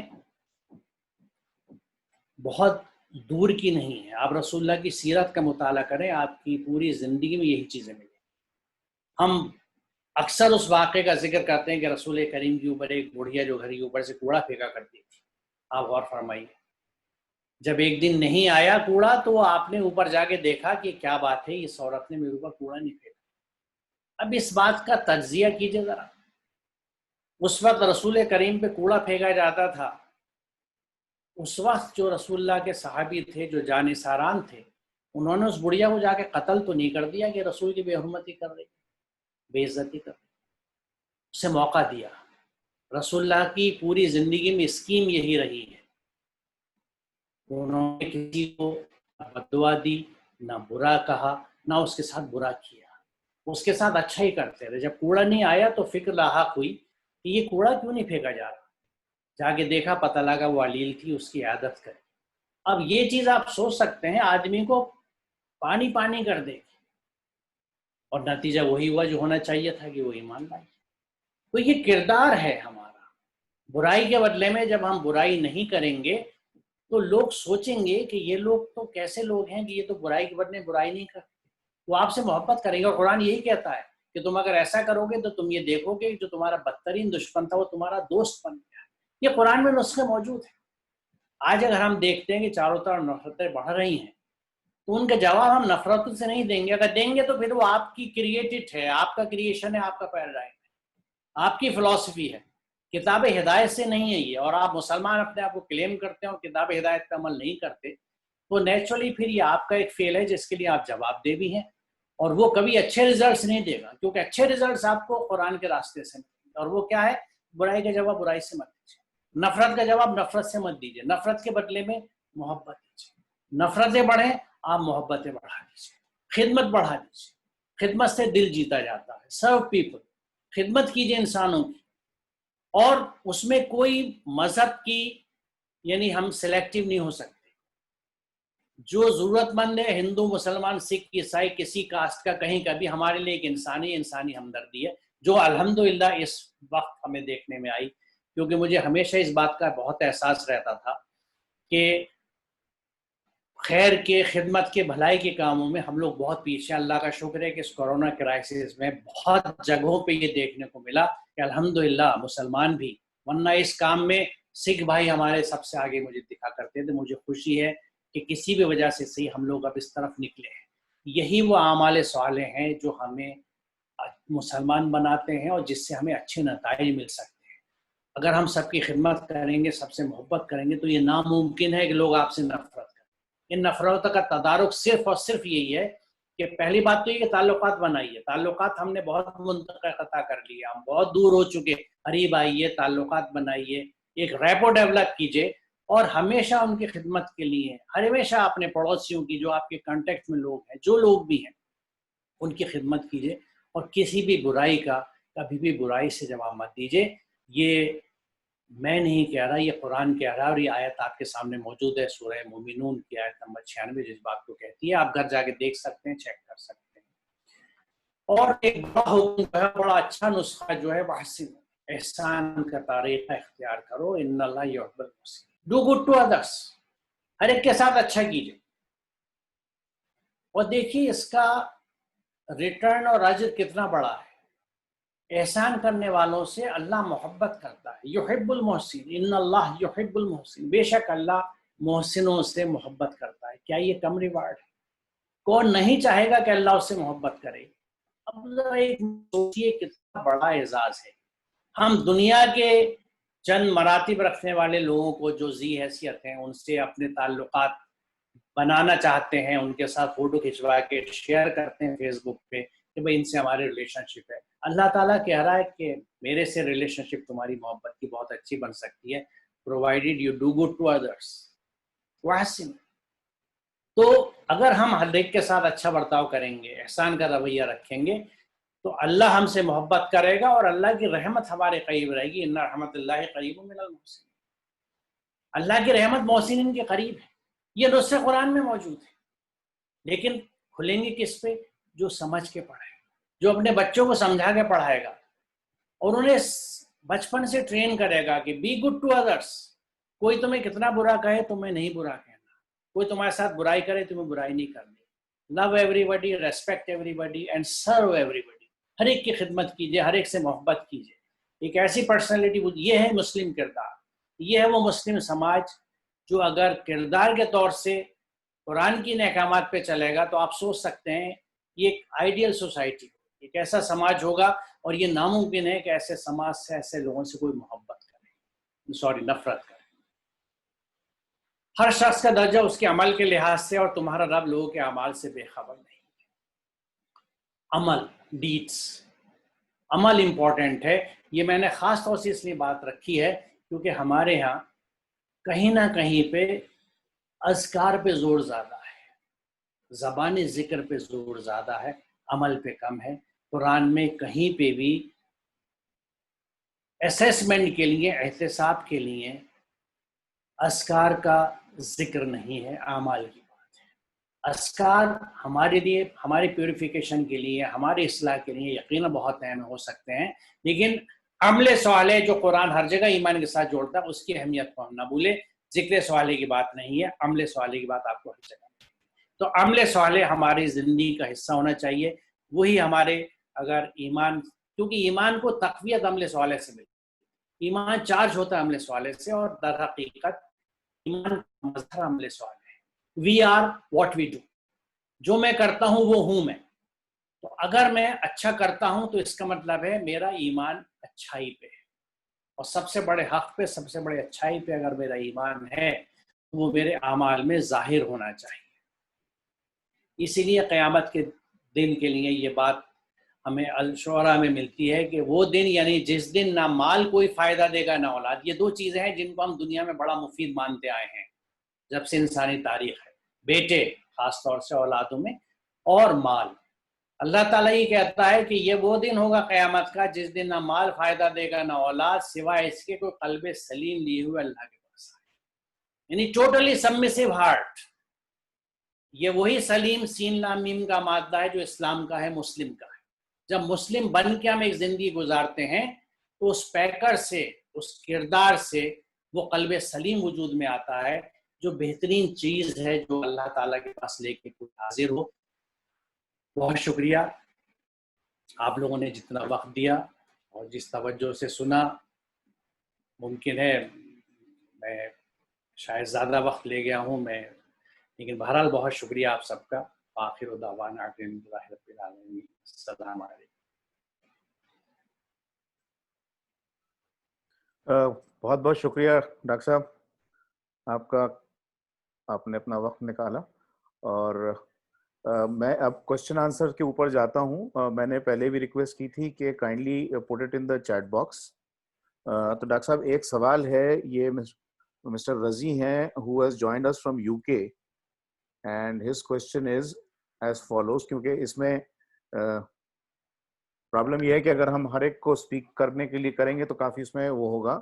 تو his question is we have recognized the root cause of what the issues Muslims are facing, and that is not understanding the Quran, which is true. Is there a process or a plan strategically or tactically to overcome this issue of learning and understanding Arabic?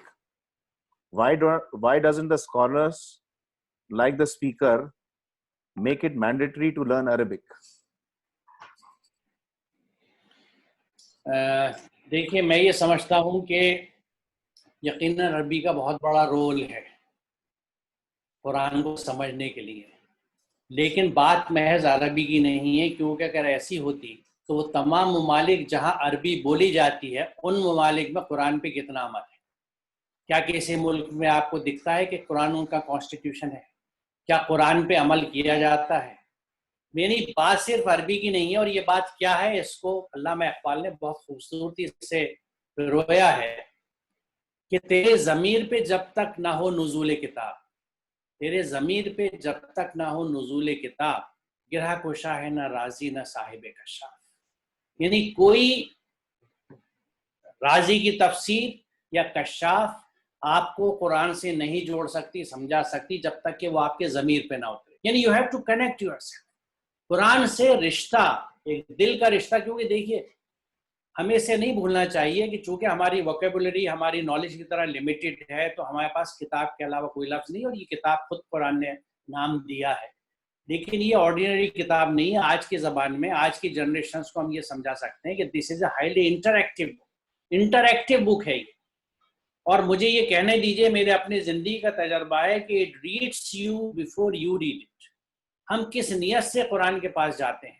اگر ہم قرآن کو ثواب کے لیے پڑھتے ہیں, بخشنے کے لیے پڑھتے ہیں, بخشوانے کے لیے پڑھتے ہیں, تو قرآن کا ایٹیٹیوڈ دوسرا ہوتا ہے. لیکن قرآن کو اگر ہم سمجھنے کے لیے اس کے پاس جاتے ہیں تو قرآن ہم پہ کھل جاتا ہے, آسان ہو جاتا ہے, کیونکہ خود قرآن یہ کہتا ہے کہ پھر اللہ کی ذمہ داری ہوتی ہے کہ اگر کوئی ہدایت مانگتا ہے تو اللہ اسے ہدایت دیتا ہے.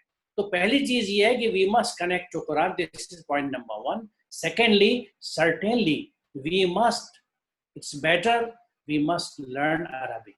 اور عربک لرننگ کے لیے میں سمجھتا ہوں کہ میری یا کسی کی ضرورت نہیں ہے. There are so many courses and there are so many things which we learn.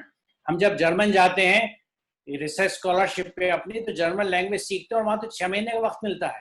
Other we چاہے جرمن جائیے, فرینچ جائیے, ود ان 1 سیمسٹر آپ کو زبان سیکھ لینی ہے. ہم سیکھ لیتے ہیں. اف دیر از اے ول دیر از اے وے.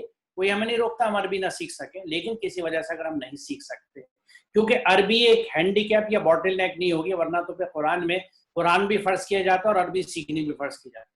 کیونکہ یہ اللہ کا میکینزم ہے کہ جو ہدایت مانگے گا وہ اسے پہنچا دے گا, اس کی زبان میں پہنچا دے گا. آپ اپنی زبان میں ٹرانسلیشن پڑھیے, اس سے ہدایت لیجیے. اور میں سمجھتا ہوں کہ بیسک قرآن یعنی جو ہدایت ہے قرآن کی اتنی سمپل, اتنی کلیئر ہے کہ کسی بھی ٹرانسلیشن سے آپ پڑھیے تو آپ پڑھ سکتے ہیں. یہ اتنی کوئی مشکل چیز نہیں ہے, ایسا میں سمجھتا ہوں. Thank you. ایک اور سوال ہے ڈاکٹر صاحب کہ بلکہ it's a comment.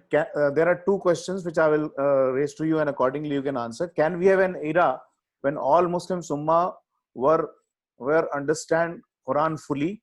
That is one question.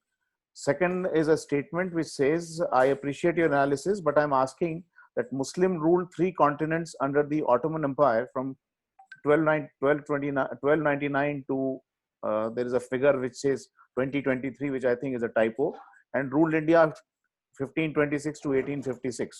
My question, in those times were Muslims all well educated and understood Quran as much as you want them now?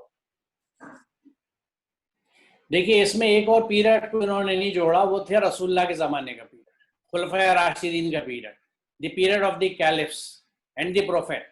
اس میں اور اس کے بعد کی وہ پورے 600 سال جس میں یورپ میں ڈارک ایجز تھی اور ہماری گولڈن ایج تھی, جس میں ہمیں وہ سائنٹسٹ ملتے ہیں, یعنی جو यूरोपियन हिस्टोरियंस हैं जिन्होंने हिस्ट्री ऑफ साइंस लिखी है, चाहे वो जॉर्ज सार्टन हो, सबसे ज्यादा एलेबोरेट उसने किया है।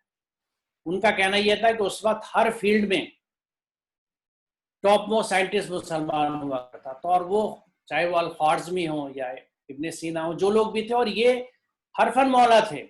इनमें से कोई फ़क़ीह था, कोई हाफिज था, यानी ये मुकम्मल इल्म, होलिस्टिक एजुकेशन का कंसेप्ट उस वक्त चलता था। दीनी उलूम भी जिनको आज के ज़माने में आप कहते हो दुनियावी उलूम, होलिस्टिक अप्रोच थी इनकी, मुकम्मल इल्म तकसीम नहीं हुआ था। हमारी सारी खराबी इल्म की तकसीम के दौर से शुरू हुई है, जब इल्म बढ़ गया दो हिस्सों में और हमने दर्स निज़ामी को अपने दीन का हिस्सा बना के दीनी तालीम बना ली और बाकी चीज़ों को अलग कर दिया। तो उस दौर को अगर आप देखें तो हमें इसका जवाब खुद मिल जाता है। और दूसरी बात यह है कि यकीनन हर एक की ख्वाहिश होगी कि हर इंसान पूरी तरह कुरान को समझ के अमल करके मुस्लिम बने, ताकि उसका अंजाम बखैर हो दुनिया में भी आखिरत में भी, और एक अच्छा समाज वजूद में आए, एक ट्रू ह्यूमनिस्टिक सोसाइटी वजूद में आए।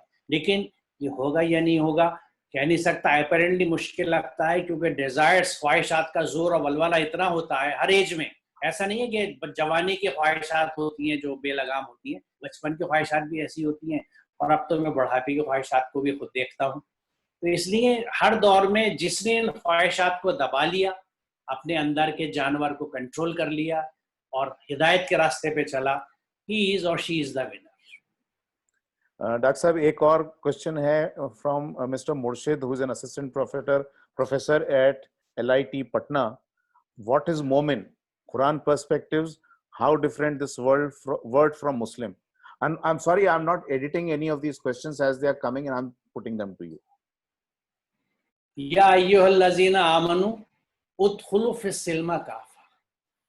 ईमान में आने के बाद दर्जा बदर्जा आप इस्लाम के अंदर आते हैं, अहकामात को मानते हुए मुस्लिम होते चले जाते हैं, क्योंकि मुस्लिम एक प्रोसेस है मुस्लिम होना। इसलिए जो मैंने पहली स्लाइड रखी थी कि मुझे हुक्म ये कि सबसे पहले मैं खुद मुस्लिम बनूं, यानी अल्लाह के अहकामात को समझो और उनको अमल करूं, अपना अपनी ज़िंदगी में उतारूं। तो ये प्रोसेस है ईमान लाने के बाद। और एक बात और आपसे अर्ज करूं कि बड़ी दिलचस्प बात है ये कि ईमान का मादा अमन से जुड़ता है। ईमान लाना अल्लाह के निज़ाम में अमन में आ जाना, और जो ईमान ले आते हैं वो इसे इंश्योर करते हैं कि उनके तहत उनके कांटेक्ट में आने वाले सब लोग अमन में रहेंगे। यानी दे इंश्योर पीस, दे प्रोपगेट पीस, दे प्रीच पीस। ये बड़ी जबरदस्त कंसेप्ट है ईमान की। डॉक्टर साहब एक और सवाल है, I think which is probably on everybody's mind right now, with so much of media instructions and non-instructions around, that are there any instructions about burial of COVID deceased? I know it is completely not in line with the thing, but if there is something which since आपकी इतनी study है कुरान के ऊपर, क्या आपने burial of COVID what is the instructions about burial of COVID deceased? Burial of COVID disease मैं समझ नहीं पाया. What does it mean? The burial of a person who has died out of COVID. Yes sir. Yeah. देखिए out of COVID तो burial should be deep, क्योंकि देखिए virus है, उसको जितना जमीन में गहरा आप दफन करेंगे उतना अच्छा रहेगा, क्योंकि सॉइल में डिसइंटीग्रेट होती है बॉडी. उस डिसइंटीग्रेशन में अगर वो वायरस सर्वाइव कर जाता है तो ज्यादा चांसेस है जल्दी आ जाएगा. तो सिर्फ ये दूसरी है कि उसको पूरा एक प्लास्टिक में या जैसे प्रोटेक्टिव कवरिंग है उसमें डेड बॉडी को रखा जाएगा, उसको ना गुस्ल दिया जाएगा ना, क्योंकि ये सब एक्सपोजर हो जाएगा. तो उस पॉइंट ऑफ व्यू से ऐसी बॉडी को जिस तरह पैक्ड मिलती है हमें अस्पताल से, उसी तरह एज इट इज ले जाके एक गहरी कब्र बना के दफन कर देना चाहिए. साइंटिफिकली उस वायरस को कंटेन करने के लिए ये बेहतरीन तरीका है जो सजेस्ट किया जाता है. इसमें जज्बातियत से काम नहीं लेना चाहिए. एक आदमी चला गया, उससे और लोगों की जिंदगी को खतरा ना पहुंचे. देखिए जरूरी नहीं है कि जिसको एक्सपोजर हो वो उससे हलाक हो जाए. हलाक तो वही होगा जिसकी मौत आई है और उस वजह से आई है, लेकिन वो कैरियर बन के दूसरों तक इस बीमारी को पहुंचा सकता है और उससे किसी को नुकसान हो सकता है. Doctor, there are two other new questions that have come up. One is from Mr. MRKKH to everyone, I think from Khobar. Since you are an educator, according to you, what are some of the reasons of low contribution of Muslims towards knowledge in the modern age? And another question is, I think, which is quite related, that is from Mr. Wazir Akhtar here in Jeddah, is, do you think Muslim intellectuals are doing enough to help and uplift the community intellectually, educationally? देखिए, लो contribution of Muslims का जो है उसकी एक बड़ी वजह, बहुत सारी वजूहात हैं, इट्स वेरी कॉम्प्लेक्स थिंग। पहली बात तो ये है कि हमारे मुसलमानों की अक्सरियत जो है उसके यहाँ इबादत का तस्वुर बहुत महदूद है। मैं आपसे अर्ज करूं अपना एक वाकया, जाकिर नगर में यहाँ जो बाहर अल्लाह ने मेरे हाथों एक कुरान सेंटर बनाया है जिसमें हम बच्चों को फ्री ट्यूशन देते हैं, फिजिक्स, केमिस्ट्री, मैथ्स, बायोलॉजी की, और शर्त यह है कि रोज कुरान तर्जुमे से पढ़ना है, उन्हें कुरान तर्जुमे से ही पढ़ाते हैं। इस इलाके में बहुत से रिटायर्ड टीचर्स हैं। इस सेंटर को शुरू करते वक्त मैंने बहुत तलाश करी, लोगों से रिक्वेस्ट करी कि भैया आप अपना सब्जेक्ट आगे पढ़ा दीजिए, तो उनका जवाब ये था कि नहीं साहब, बस अब तो हम अल्लाह अल्लाह करना चाहते हैं। और उनकी अल्लाह अल्लाह क्या थी कि तस्बीह लेते हैं, हाथ में घुमाते रहते हैं, मस्जिद में जाके नमाजें अदा कर लेते हैं, नवाफिल पढ़ते रहते हैं। मैं ये नहीं कह रहा कि इबादत नहीं है, लेकिन ये किसने कह दिया कि इल्म का फैलाना इबादत नहीं है? ये जो एक बड़ा एक महदूद तस्वुर हमारा इबादत का जो बना दिया गया है। आप देखिए, आप नेट पे सर्च कर लीजिए, किताबें देख लीजिए, जो दीनियात की किताबें हैं, मुस्लिम इबादत के तहत आपको कहीं पे भी पढ़ाने का खाना नहीं मिलेगा। मुस्लिम पीरियड्स में नमाज, रोजा, ज़कात, हज की बात होगी, और जितने अच्छे काम है वो कहीं नहीं होंगे। अच्छा बोलना इबादत में नहीं आता, अच्छा बर्ताव इबादत में नहीं आता, किसी को पढ़ाना इबादत, जबकि कुरान क्या आता है, अल्लज़ी अल्लामा बिल कलम, अल्लाह ताला अपनी तारीफ डिफाइन कर रहा है अपने आप को, अल्लज़ी अल्लामा बिल कलम, जिसने कलम से लिखना सिखाया, जिसने कलम से इल्म दिया, और कलम में माउस भी शामिल है, वो कर्सर भी शामिल है जिसमें मैं यूज कर रहा हूँ। ये अपनी सिफत वो बता रहा है, और इस सिफत को करने वाला जो इसकी इबादत नहीं समझ रहा, तो उसको इबादत जब दिखती है तो सिवाय तस्बीह, मुसल्ले और हरम के कुछ नहीं दिखता। माफ कीजिएगा, इट्स ए ब्लंट स्टेटमेंट, लेकिन मैं पूरी जिम्मेदारी से ये बात कह रहा हूँ कि महदूद तस्वुर, लोग पढ़ाने के लिए तैयार नहीं है कि साहब अभी इबादत का हिस्सा नहीं है। तो जहाँ सोच ऐसी बन जाए वहाँ एकेडमिक स्कॉलरशिप्स कहाँ मिलेंगी? जब दीन का ज्यादा गलबा होता है तो मदरसे का रुख करते हैं, वो स्कूल कॉलेज जाते नहीं, क्योंकि समझते हैं कि भाई हमें तो आखिरत सुधारनी है। ये हमारे यहाँ होता है। तीसरी बात ये कि जब हम अपने पढ़ने के लिए निकलते हैं तो चूंकि कुछ घरों में माहौल अच्छा नहीं है, फर्स्ट जनरेशन लर्नर्स हैं, तो हमारे एडमिशन्स भी कंप्रोमाइज होते हैं, हमारी एजुकेशन भी कंप्रोमाइज होती है। हमारे, इस बात को मैं उससे लिंक करूंगा, माफ कीजिएगा, मुझे गलत मत समझिएगा, सो कॉल्ड जो हमारे मुस्लिम माइनॉरिटी इंस्टीट्यूशंस हैं उनमें बहुत कम इदारे हैं जो मेरिट प्रोड्यूस करते हैं। अब हमें कुछ स्टैटिस्टिक्स मिलने लगी हैं जिसमें एएमयू की रैंकिंग्स अच्छी होती हैं, लेकिन अभी भी आप बाय एंड लार्ज देख लीजिए कितने स्कूल्स हैं आपके डिस्ट्रिक्ट्स में, कहाँ से मेरिट प्रोड्यूस होती है? बहुत कम हो रही है। तो ये चेन है पूरी, और वो शुरू होती है माँ की गोद से। माँ की गोद वही माँ जिसकी आज भी देहातों में अक्सरियत 13, 14, 15, 16 साल की उम्र में शादी कर दी जाती। वो बच्चा पैदा कर देगी, उसे खुद कुछ नहीं पता माँ बनना किसे कहते हैं। माँ बच्चे को पैदा करके दूध पिलाने वाली का नाम नहीं है, एक पर्सनैलिटी है जो ग्रूम करती है। जब तक ऐसी माएँ हमारे यहाँ नहीं होंगी जो बेइंतहा सूझबूझ रखती हो, इल्म रखती हो, तजर्बा रखती हो। एक आप देखिए कि एक एजुकेटेड माँ जो है उसके बच्चे की ग्रूमिंग कैसे है, और एक जो देहात में खेत पे बैठी औरत है उसकी ग्रूमिंग कैसे है, किसकी के, ये सब चीजें हैं। तो ये सब चीजें कुल मिला के, ये पहला सवाल था। दूसरा मैं मिस कर गया, जो आपने प्लीज जरा दोबारा बता दीजिए। 2 सवाल आपने बताए थे, ये तो पहला था। दूसरा आपने क्या कहा था? दो सवाल आपने। जी सर, पहला तो ये था कि एक तो कोविड का पूछा, हाँ, दूसरा था do you think Muslim intellectuals are doing enough to help? Not at all, no, they are not doing enough. Okay, देखिए मुस्लिम इंटेलेक्चुअल्स है, सबसे बड़ी खराबी यह है कि वो किसी लायक होती है अपने आप को कम्युनिटी से डिस्कनेक्ट कर लेते हैं, क्योंकि वो कसरे शान समझते हैं। मिसाल तौर पर मैं आज तक, आप यकीन जाने, और यहाँ इस सवा मजमे के सामने कह रहा हूँ कि मैं निहायत इत्मीनान के साथ कहता हूँ कि मैं पुरानी दिल्ली वाला हूँ। पुरानी दिल्ली वाला होना एक बुराई समझी जाती है, मैं तो बल्कि यहाँ तक कहता हूँ कि मैं पुरानी दिल्ली का शाबू हूँ, थोड़ा पढ़ लिख गया हूँ।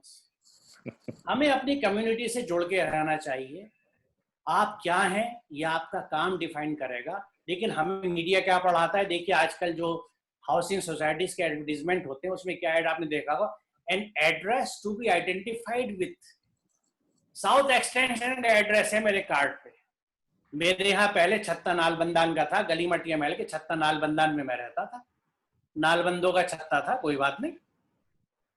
अब मैं गड्ढा कॉलोनी में लेता हूँ, उसको लोगों ने घबरा के जाकिर नगर वेस्ट कर दिया कि गड्ढा कॉलोनी बुरी लगती है. इससे कोई फर्क नहीं पड़ता. मैं वो हूं जो मैं कर रहा हूं, मैं कहाँ रहता हूँ डजंट मैटर.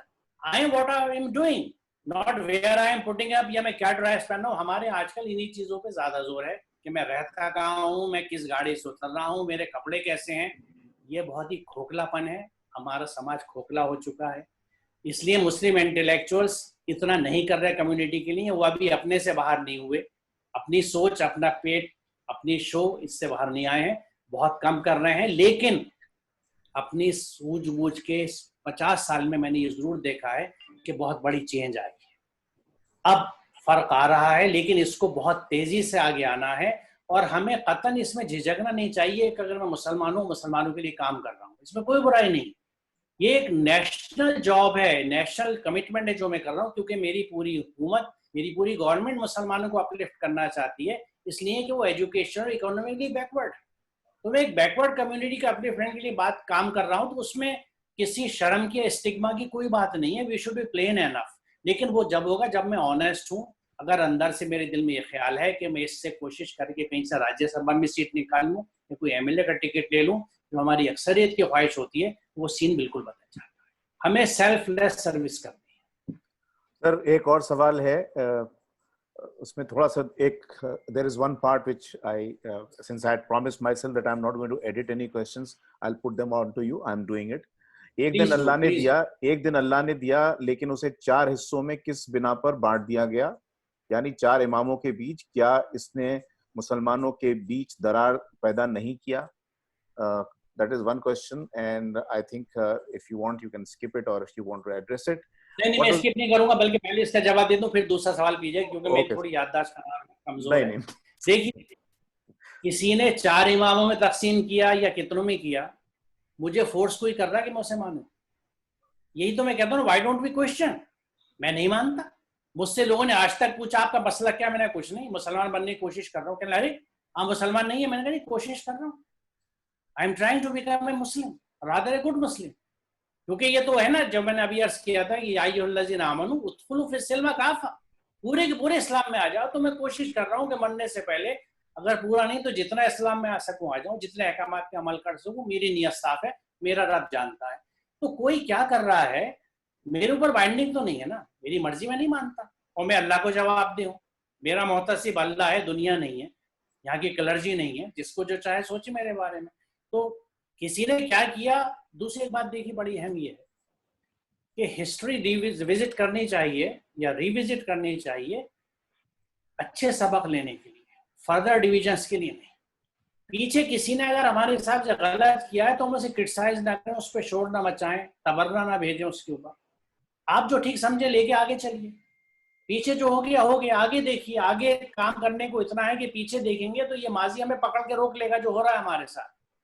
पीछे जो हो गया, जो सबक लेना है लीजिए, वरना आगे देखिए. मुस्तकबिल बहुत ताबनाक है, फ्यूचर इज ब्राइट.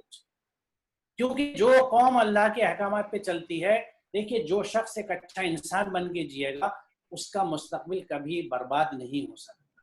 और मैं अच्छे इंसान की बात कर रहा हूँ, इट शुड बी अंडरलाइन. अच्छा इंसान बन के जिएगा. यहाँ पे भी मैं सेक्टेरियन अप्रोच नहीं दे रहा, मैं अच्छा मुसलमान नहीं कह रहा, हमें अच्छा इंसान होना चाहिए. शुक्रिया सर. अगला एक सवाल, what was the main reason to cause isolation of religious education and so-called दुनियावी institutions? आप मुझे डॉक्टर साहब एक चीज ये बता दीजिए, अभी कितने सवाल आप और लेंगे ताकि उस हिसाब से फिर मैं वो कर लूं. जितने आप पूछें, और आप एडमिन हैं. नहीं सर, मेरा तो ये जुनून है, शौक है, पैशन है. चलिए सर, हम भी इस जुनून को बिल्कुल आखिर तक लेके जाएंगे फिर. So what is the main reason to cause this isolation? Or I take it that it is a question about the differentiation of religious education and the so-called dunyavi institutions. or whatever, isolation or differentiation? Sir इसे मैं इस तरह समझता हूं कि ये ना सिर्फ ये कि एक कॉम्प्लेक्स प्रोसेस था, बल्कि it was spread over centuries. ये डाइल्यूशन ऑफ कुरान का इशू है। जब तक मुसलमान कुरान से जुड़ा रहा, कुरान उसकी जिंदगी में रहा, वो कुरानी कंसेप्ट्स हर जगह इस्तेमाल करता रहा, including learning, knowledge and everything. अब इसमें यहाँ आप ये देखिए कि, और वो जरूरी भी है समझना इस बात का कि कुरान खुद इस बात का जिक्र करता है कि अल्लाह ताला ने हर दौर में पैगंबर भेजे और हिदायत की किताबें उतारी, लेकिन वो हिदायत की किताबें जो थी वो वेस्टेड इंटरेस्ट ने, जिनके इंटरेस्ट क्लैश होते थे, उनको चेंज कर दिया, उन्हें मॉडिफाई कर दिया, वो करप्ट हो गई, लिहाजा फिर एक दूसरा रिवाइज वर्जन आया। लास्ट और लेटेस्ट वर्जन जो था, कंप्लीट वर्जन कुरान का, उसके साथ अल्लाह ताला ने डिक्लेयर कर दिया और मैकेनिज्म बना दिया कि ये महफूज रहेगा, इसको कोई चेंज नहीं कर सकता। तो ये चीज तो अपनी जगह है, लेकिन वो वेस्टेड इंटरेस्ट तो खूब है, हमेशा थे। अब इस किताब को चेंज नहीं करते तो क्या करो, तो उन्होंने कहा इसको इस किताब से हटाओ, और वो इतने कामयाब हुए कि आज किताब जो है बिल्कुल हमारे यहाँ जुज़दान में लिट्टी भी ऊपर रखी है कि छोटे खत के आदमी का तो हाथ भी नहीं पहुंचेगा उतारने के लिए, स्टूल लेके आएगा, क्योंकि उसके हमारी नजर में एहतराम सिर्फ यही है कि उसको इतना ऊपर रख दो कि आउट ऑफ रीच हो जाए, अल्लाह के करीब पहुंच जाए, बंदे से दूर हो जाए। तो ये एक लंबा प्रोसेस है जिसके लिए बहुत सारी चीजें करी गई, बड़े अफसाने कहानियां क्रिएट हुई, और आज नतीजा ये है कि हम जन्नत की कुंजी से लेकर दोज़ख के खटके तक नाम की किताब पढ़ते हैं, लेकिन कुरान समझ के नहीं पढ़ते, कहीं जिक्र ही नहीं है। कोई ये पूछता नहीं कि भाई ये किताब हिदायत थी, तुम चीख चीख के कहते हो किताब हिदायत है, हिदायत मिलेगी कैसे जब तक इसे समझोगे नहीं? क्योंकि दीन के मामले में सवाल करना मना है, अकल का इस्तेमाल मना है, नो क्वेश्चनिंग, जो कहा जाता है कर लो। अब इन चीजों को ये सो कॉल्ड हमारा पढ़ा लिखा तबका, इंटेलेक्चुअल्स भी लेके चलते हैं और मानते हैं, तो नतीजा यही होना है। एक और वजह भी ये हुई है कि मैंने अपने बचपन में वो ज़माना देखा है, जो मेरी उम्र के लोग होंगे वो इससे कनेक्ट कर पाएंगे, कि एक ज़माना वो था जब नया नया मुसलमानों में इंटेलेक्चुअलिज्म शुरू हुआ था, और उस वक्त दीन की बात करना बैकवर्डनेस समझा जाता था। ये खासतौर से वो क्रुशियल फेस था कि पढ़े लिखे लोगों ने दीन के मामले में बिल्कुल मदाखलत खत्म कर दी और अपने आप को पीछे हटा दिया।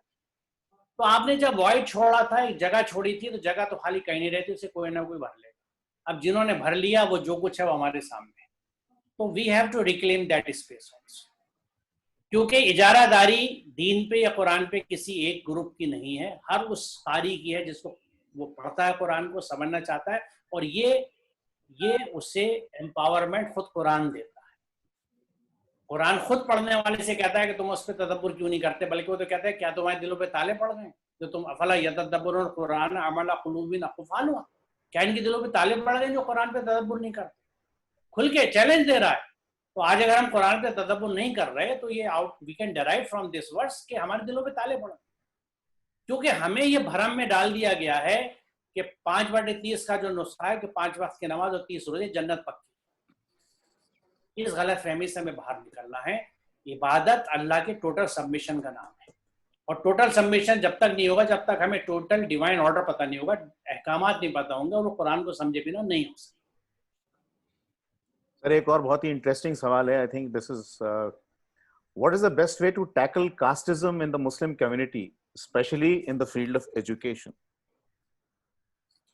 देखिए नहीं, स्पेशली इन मैट्रिमोनी में कहूंगा कि अपने बच्चों की शादी वहां कीजिए जहां आप सोचते हो कि ये बहुत ही छोटी जात का आदमी है, मुझे माफ कीजिएगा लफ्ज के इस्तेमाल के लिए, क्योंकि लोग छोटे नहीं होते, ना काम छोटा है, जहन छोटे होते हैं। हम लोग देखिए शादी के मौकों पे रिश्तों के लिए जी हैसियत लोग ढूंढते हैं, पैसा ढूंढते हैं, तकवा कम ढूंढते हैं। तकवा जिन घरानों में मिले उनकी माली हद जैसी भी है, उनकी सो कॉल्ड कास्ट कुछ भी हम उनसे जोड़ें। देखिए ये काम अशराफ को करना होगा, सो कॉल्ड, हालांकि लफ्ज़ का इस्तेमाल भी गलत है, लेकिन बहरहाल मैं किस तरह डिस्टिंग्विश करूं कि जो सोशली फाइनेंशियली एलिट्स हैं वो ऐसे घरानों में अगर रिश्ते करेंगे, मिसालें कायम करेंगे कि बिना जहेज की शादी है, कोई पैसा नहीं लेंगे, ہم لڑکی اور اس کا خاندان اور گھرانہ دیکھتے ہیں, ہم یہ نہیں دیکھتے کہ ان کے بیک گراؤنڈ کیا ہے. یہ چیزیں وہیں سے ٹوٹ سکتی ہیں.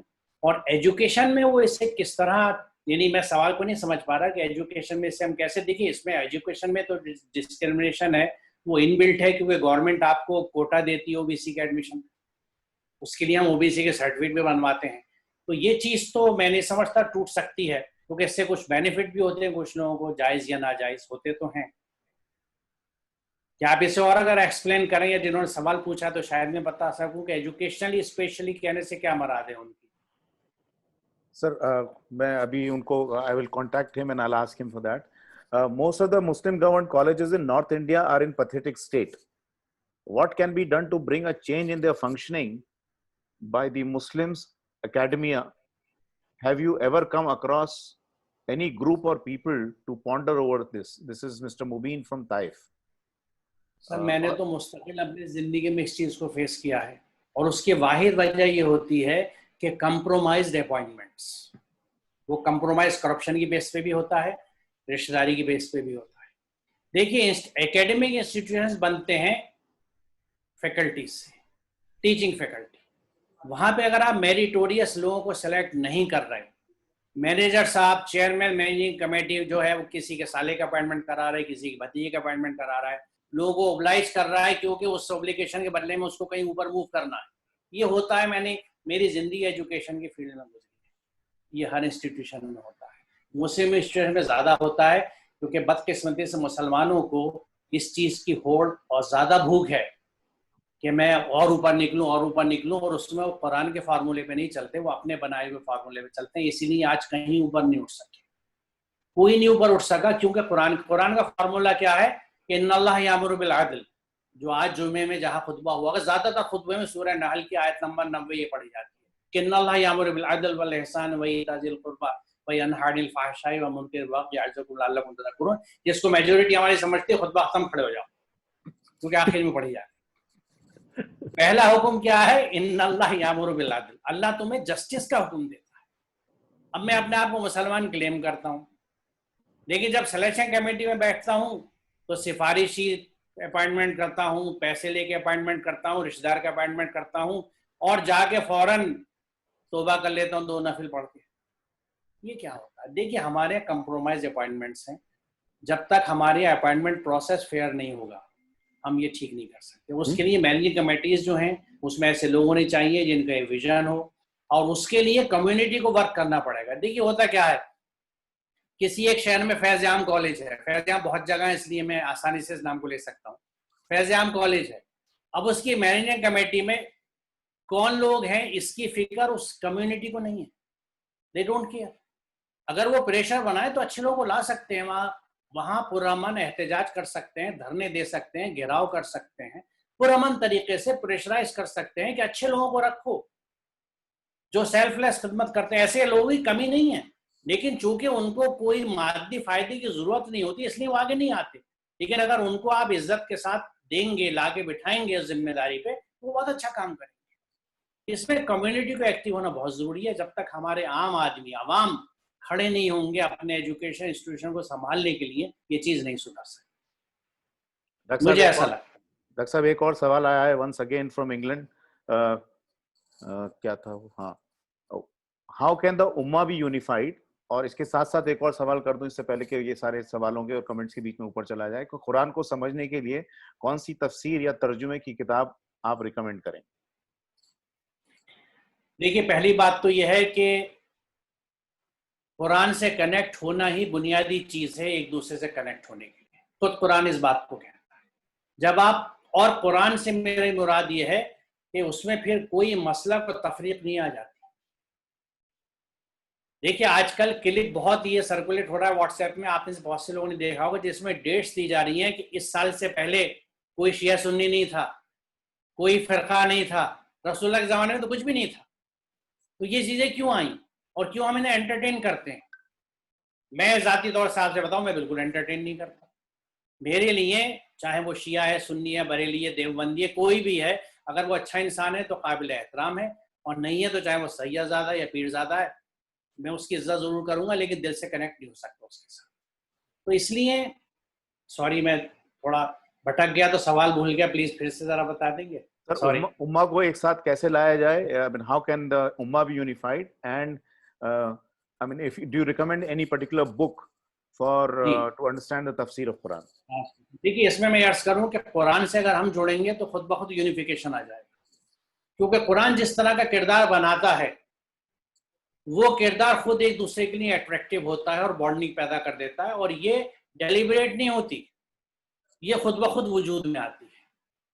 اور یہ تجربہ میں کر چکا ہوں, میں اس سے متفق ہوں اور ایگری کرتا ہوں. This is the only way connect to Quran. اب رہی اس کی بات, تو میں آپ سے عرض کروں گا کہ قرآن کو اپنے ذہن سے سمجھیے. بہت سے لوگ اس سے متفق نہ ہوں اور میں ان سے معذرت چاہوں گا, لیکن دیٹس ہاؤ آئی انڈرسٹینڈ, اور میں سمجھتا ہوں کہ مجھے حق ہے اپنی سوچ شیئر کرنے کا جیسے اور سب کو ہے.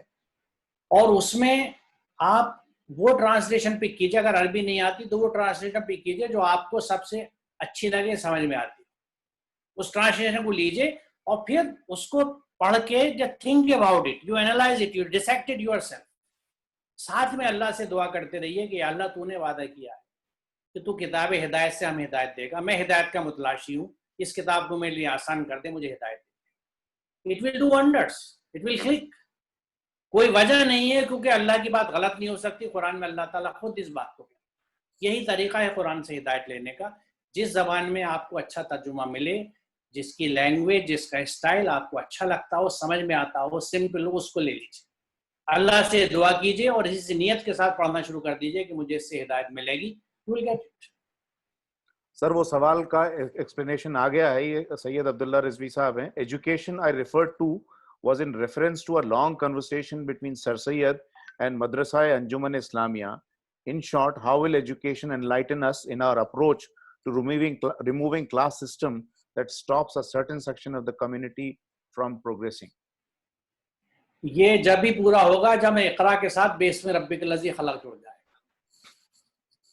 جب آپ وحی کا علم سب علوم کے ساتھ جوڑ دیں گے تو قدرتاً آدمی, دیکھیے ایک دفعہ آپ نے اپنے بچے کو تربیت دے دی, قرآن فہم بنا دیا, قرآن کو سمجھنے لگا, تو وہ ناممکن ہے کہ کسی طرح کے کلاس یا کسی اور سسٹم یا ڈویژن کو پریکٹس کرے. تو اسے معلوم ہوگا اللہ نے منع کیا, وہ نہیں کر سکتا. اور یہ ذمہ داری بنیادی طور سے ماں باپ کی آتی ہے, کیونکہ وہ جواب دیں گے اس بچے کے. دیکھیے ہماری اولادیں ہمارے لیے گناہ جاریہ بھی بنتے ہیں اور ثواب جاریہ بھی بنتے ہیں.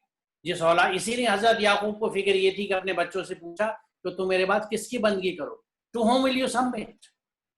کیونکہ ہماری فکر یہ ہونی چاہیے کہ کن بچوں کو, ہمیں فکر یہ ہوتی ہے کتنا اسے MBA کرایا تو کس انسٹیٹیوشن نے کرا دیا, کتنے زیروز والی سیلری کرا دی, کہاں پہ پلیسمنٹ کرا دیا, کس کنٹری میں سیٹل کرا دیا.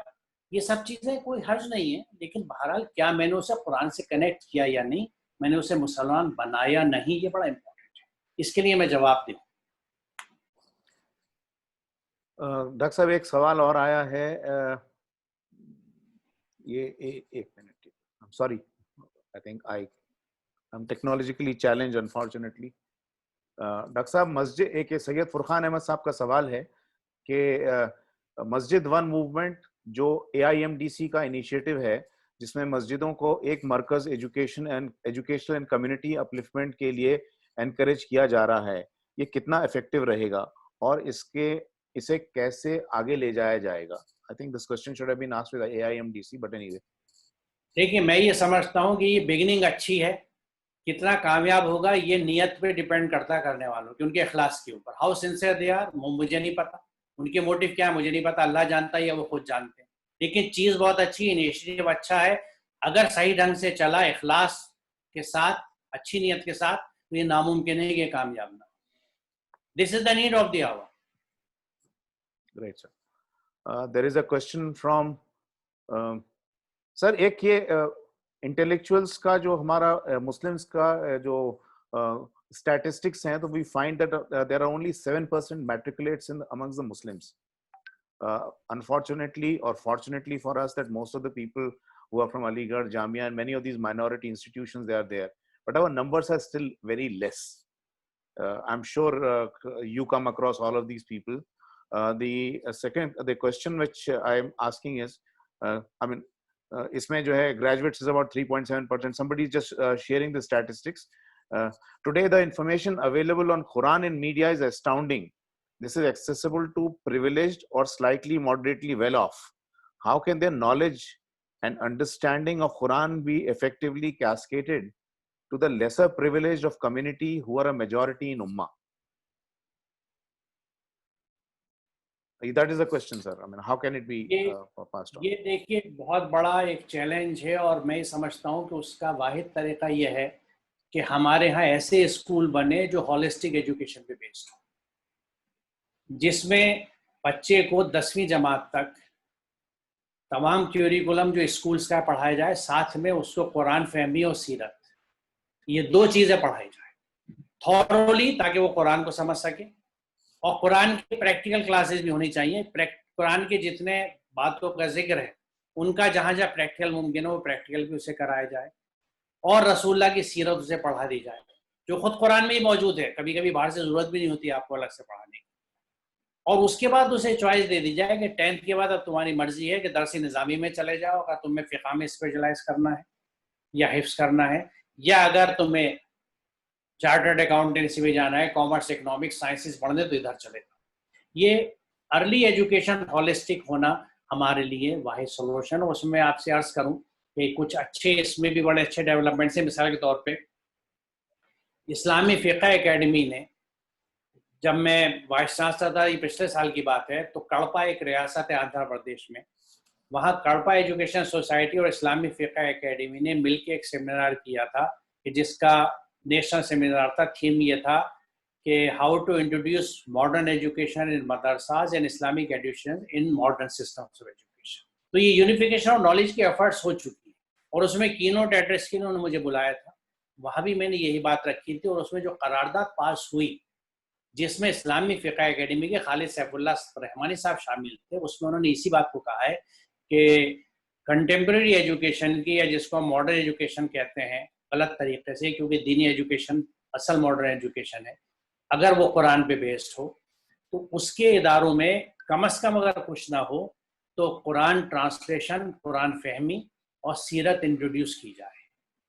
اور یہ تمام کنٹمپریری سبجیکٹس مدارس میں جتنا ممکن ہو ان کی ٹائم ٹیبل کیا جائے.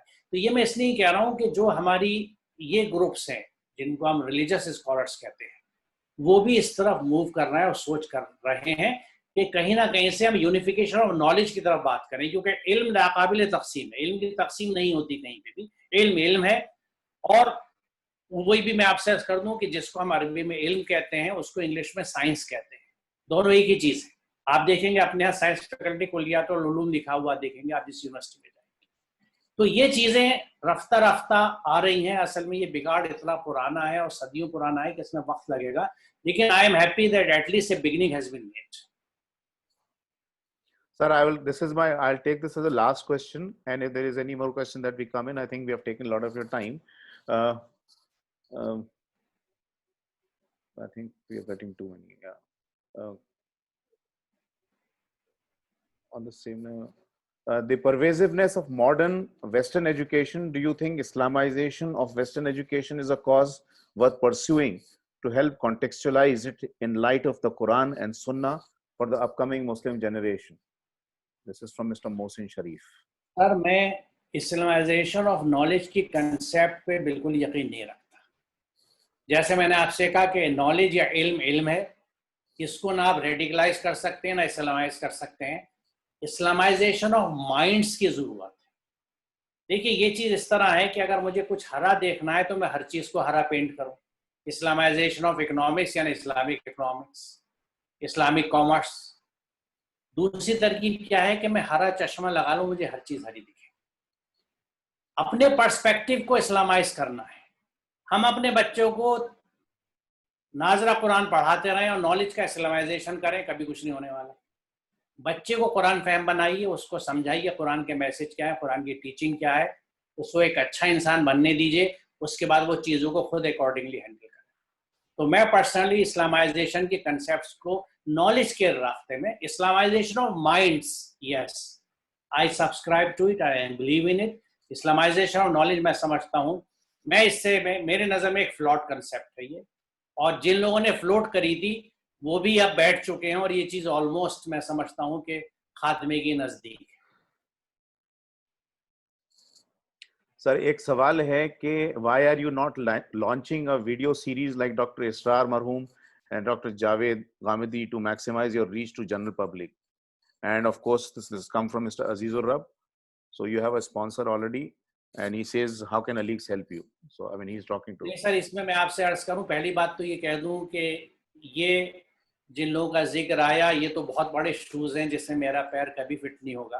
میں ایک طالب علم ہوں قرآن اور سائنس کا، لیکن جیسا میں نے عرض کیا کہ یہ قرآن سینٹر جو یہاں ہے، قرآن سینٹر کی ہم لوگ ویب سائٹ بنا رہے ہیں، اور انشاءاللہ اس کے شروع ہوتے ہی ہم on line Quran learning and teaching کا پروگرام شروع کریں گے. کیونکہ یہ بہت سے جو لوگ مجھ سے اب کنیکٹڈ ہیں ان کا کہنا یہ ہے کہ جس طرح سے قرآن کو ایک سائنٹیفک انداز سے یا اسپرٹ سے آپ کے ذریعے اللہ ہمیں سمجھوا دیتا ہے. میں اپنا بیچ میں نہیں لانا چاہتا بیکاز آئی ڈونٹ ایگزسٹ، میں اس پہ یقین نہیں رکھتا. ویسے ترجمے ہمیں قرآن کے نہیں ملتے. قرآن ترجمے میں پڑھ کے وہ بات نہیں سمجھ میں آتی جس طرح یہاں سمجھ میں آتی ہے، کیونکہ بالکل علمی پس منظر میں قرآن پہ ترجمے نہیں کیے گئے، کام یہ نہیں ہوا ہے. زیادہ تر فقہی پس منظر میں قرآن کے ترجمے لکھے گئے ہیں، علمی پس منظر میں، سائنسی پس منظر میں کام نہیں ہوا. تو میں انشاءاللہ جلدی آن لائن شروع کروں گا اور اس کی اطلاع آپ حضرات کو بھی دوں گا. سب اپنے خیر خواہان سے فیس بک اور سوشل میڈیا پہ شیئر کروں گا اور آپ سے مشورے لوں گا، اور پھر انشاءاللہ اس کو ہم لوگ شروع کریں گے. اس پہ گراؤنڈ ورک شروع ہو چکا ہے. Thank you very much, Doctor. I think I will have to put a full stop to all the, I mean, Murshid is asking, can you share your contact details and all those things, yeah, can be done later. یہ بات میں ابھی کہنے والا تھا کہ میری جو لاسٹ سلائیڈ تھی اس میں میرا ای میل اور میرا موبائل نمبر موجود تھا. اگر آپ کسی طرح اس کو شیئر کر سکیں، یا پھر میں لاسٹ سلائیڈ اسکرین شیئر کر کے پھر دکھاؤں اگر آپ کہیں، کیونکہ میں چاہوں گا کہ جو مجھ سے کانٹیکٹ کرنا چاہے واٹس ایپ پہ، میسج پہ، یہ میرا جو نمبر ہے موبائل کا یہ سب میڈیا پہ ہے اور ای میل بھی ہے جی. تو میں کیا اسے شیئر کروں یا؟ ہاں سر آپ کریے، آپ شیئر کر دیجیے، کوئی پرابلم نہیں، اور شیئر کر کے پھر آپ ہٹا دیجیے گا. تو پھر kindly note MA PARVAIZ @gmail.com, MAPARVAIZ @gmail.com. His mobile number is 8506 011 070. اور جیسا ہی آپ دیکھ رہے ہیں یوٹیوب چینل ہے میرا، اور اس میں تو اگر آپ صرف محمد اسلم پرویز گوگل پہ ٹائپ کریں گے تو آپ کو میری یوٹیوب چینل میں مل جائے گی، اور اکیڈمی سائٹ بھی مل جائے گی جو میں نے یہاں دے رکھی ہے، جس میں میرا جو کچھ پرنٹڈ میٹر ہے، تھوڑا سائنس میگزین بھی ہے، کئی چیزیں. بہت شکریہ، بہت شکریہ آپ حضرات کا، علیگ برادری کا، اور ان تمام لوگوں کا جنہوں نے اپنا وقت دیا. اور ابھی تک، کیونکہ ابھی بھی میں دیکھ رہا ہوں کہ اراؤنڈ 70 لوگ اب بھی جڑے ہوئے ہیں، آخر تک بھی وہ بیٹھے رہے. یہ صرف قرآن سے محبت ہے ان کی، اور مجھے امید ہے کہ اس کے لیے وہ پازیٹیولی سوچیں گے. اور اس میں میں آپ سے ریکویسٹ یہ کروں گا، آپ سب لوگوں سے، آپ کے توسط سے، کہ سب سے پہلے ہم اپنے گھر میں نظم بنائیں قرآن فہمی کا، کہ میں قرآن سمجھوں اور بیٹھ کے کلیکٹیولی اگر گھر میں ڈسکس کروں، رات میں، صبح میں، بچوں کے ساتھ، فیملی کے ساتھ، گھر میں ماحول بنائیں قرآن کو سمجھنے کا. اور پھر اپنے ارد گرد دیکھیں، اپنے پڑوس میں، اپنے بچوں میں، اور جو آس پاس میں کچھ غریب بچے، جیسے دیکھیے بہت سے میں جانتا ہوں، میں 2 منٹ آپ کے اور لوں گا، کہ سعودی عرب میں خاص طور سے بہت سے ساتھی میرے ایسے ہیں جو اپنے وطن میں اسکول یا مدرسے چلا رہے ہیں، انہیں سپورٹ کر رہے ہیں. وہاں آپ نظم بنائیے قرآن فہمی کا، قرآن سمجھانے، اور اس میں کوشش یہ کیجیے، کیونکہ یہ تھوڑا سا ٹیڑھا مسئلہ ہے کہ قرآن کو سمجھانے والا مسلک کے حساب سے نہ سمجھائے، قرآن کو ایز اٹ از، اس کی پرسٹائن فارم میں، اس کی خالص شکل میں سمجھائے.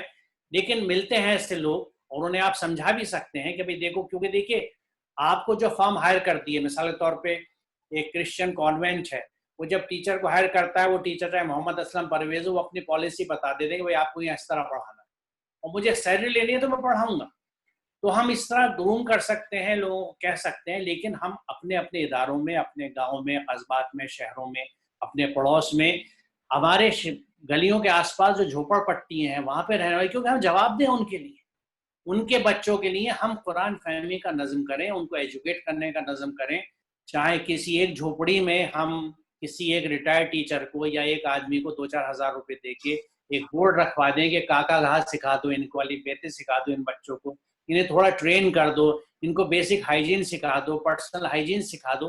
ہمیں یہ کام کرنے پڑیں گے، اور کوئی بھی शुरुआत कितनी ही हम्बल और छोटी हो वो इनसिग्निफिकेंट नहीं होती। Everything matters, everything counts. जैसे कुरान कहता है ना कि जर्रा बराबर भी किसी ने नेकी की है तो उस दिन निकाल ली जाएगी, और जर्रा बराबर खराबी की है तो उस दिन सामने लाई जाएगी। तो कोई चीज छोटी नहीं है, beginning should be made, that is very important. वरना ऐसे सारे डिस्कशन सॉरी बेकार रहेंगे अगर हमने कुछ शुरुआत प्रैक्टिकली नहीं करी। तो अब अमल का वक्त है, बातें बहुत हो गई, डिस्कशंस बहुत हो गए। हम में से हर कोई ये तय कर ले कि मैं अपने हिस्से का काम करूंगा, अगर कर रहा हूं तो उसको और बड़ा करूंगा और एक्सपेंड करूंगा। अपनी अर्निंग्स 10% दूसरों पे खर्च करता था, 20% करूंगा, 20 करता तो 30 करूंगा। We must think for others and serve them. शुक्रिया, बहुत बहुत शुक्रिया डॉक्टर साहब। मैं आई from the bottom of my heart and on behalf of Amuba executive committee and the members would like to and all those people who participated, मैं आपका बहुत बहुत शुक्रिया अदा करता हूं उनकी तरफ से। और मैं माफी चाहता हूं कि ये आज वेबिनार में इसमें थोड़ी जूम ने गड़बड़ कर दी। they wanted me to restart the thing so that they could again permit rest of the people. I apologize for this technical glitch. It's all my fault. Even though when the Zoom meeting had started, it was showing 500 participants, and then suddenly it went on its own and created all the problems. My apologies. And ये programme जो है फिर Facebook live पे अजीज उर रब साहब ने कर दिया था। बहुत बहुत शुक्रिया अजीज उर रब साहब आपका। और डॉक्टर साहब आपका बहुत बहुत शुक्रिया। हमारे पास एक पार्टिसिपेंट हैं जो कि तबूक की तरफ ड्राइव करते हुए जो है मास्क लगा के वो आराम से ड्राइव करते हुए जा रहे हैं। उनका नाम गुफरान है, वो भी हमारी कमेटी के मेंबर हैं। तो आप इससे अंदाजा करिए कि कितना जो है इन लोगों को आपसे मोहब्बत है, और कुरान से तो खैर हर मुसलमान को मोहब्बत होती है, इर्रेस्पेक्टिव ऑफ द फैक्ट कि हमने उसको ऊपर रख रखा है और हर एक का और वो इंतजार में रहते हैं कि कोई बड़ा आदमी आए या लंबा आदमी आए या जो स्टूल हमें मिले तो हम उसको निकालें। हाँ, अल्हम्दुलिल्लाह रमजान में बिल्कुल पक्के तरीके से उसको निकाला जाता है। मैं सारे पार्टिसिपेंट्स का शुक्रिया अदा करता हूं that they have been here, और सबने अपने नोट्स कर लिए होंगे। और इसके अलावा मेरे पास और कोई अल्फाज नहीं है। डॉक्टर साहब आपका बहुत बहुत शुक्रिया, आप मेरे उस्ताद थे, हैं, रहेंगे, और आपसे हमेशा सीखने को मिलता है, और बहुत बहुत शुक्रिया। Thank you everyone, thanks a lot, it was a great afternoon, and as doctor साहब said it's time for us to start working now. Or Bastavi Sahab, I can see you. Thank you very much for joining us, and all the best, and thank you very much everyone. Kindly stay safe, maintain social distancing. Thank you very much. Thanks a lot. बहुत बहुत शुक्रिया आप लोगों का, बहुत बहुत शुक्रिया sir. Thanks a lot. I'm ending the meeting now, so thank you very much. Thank you very much. Thanks a lot.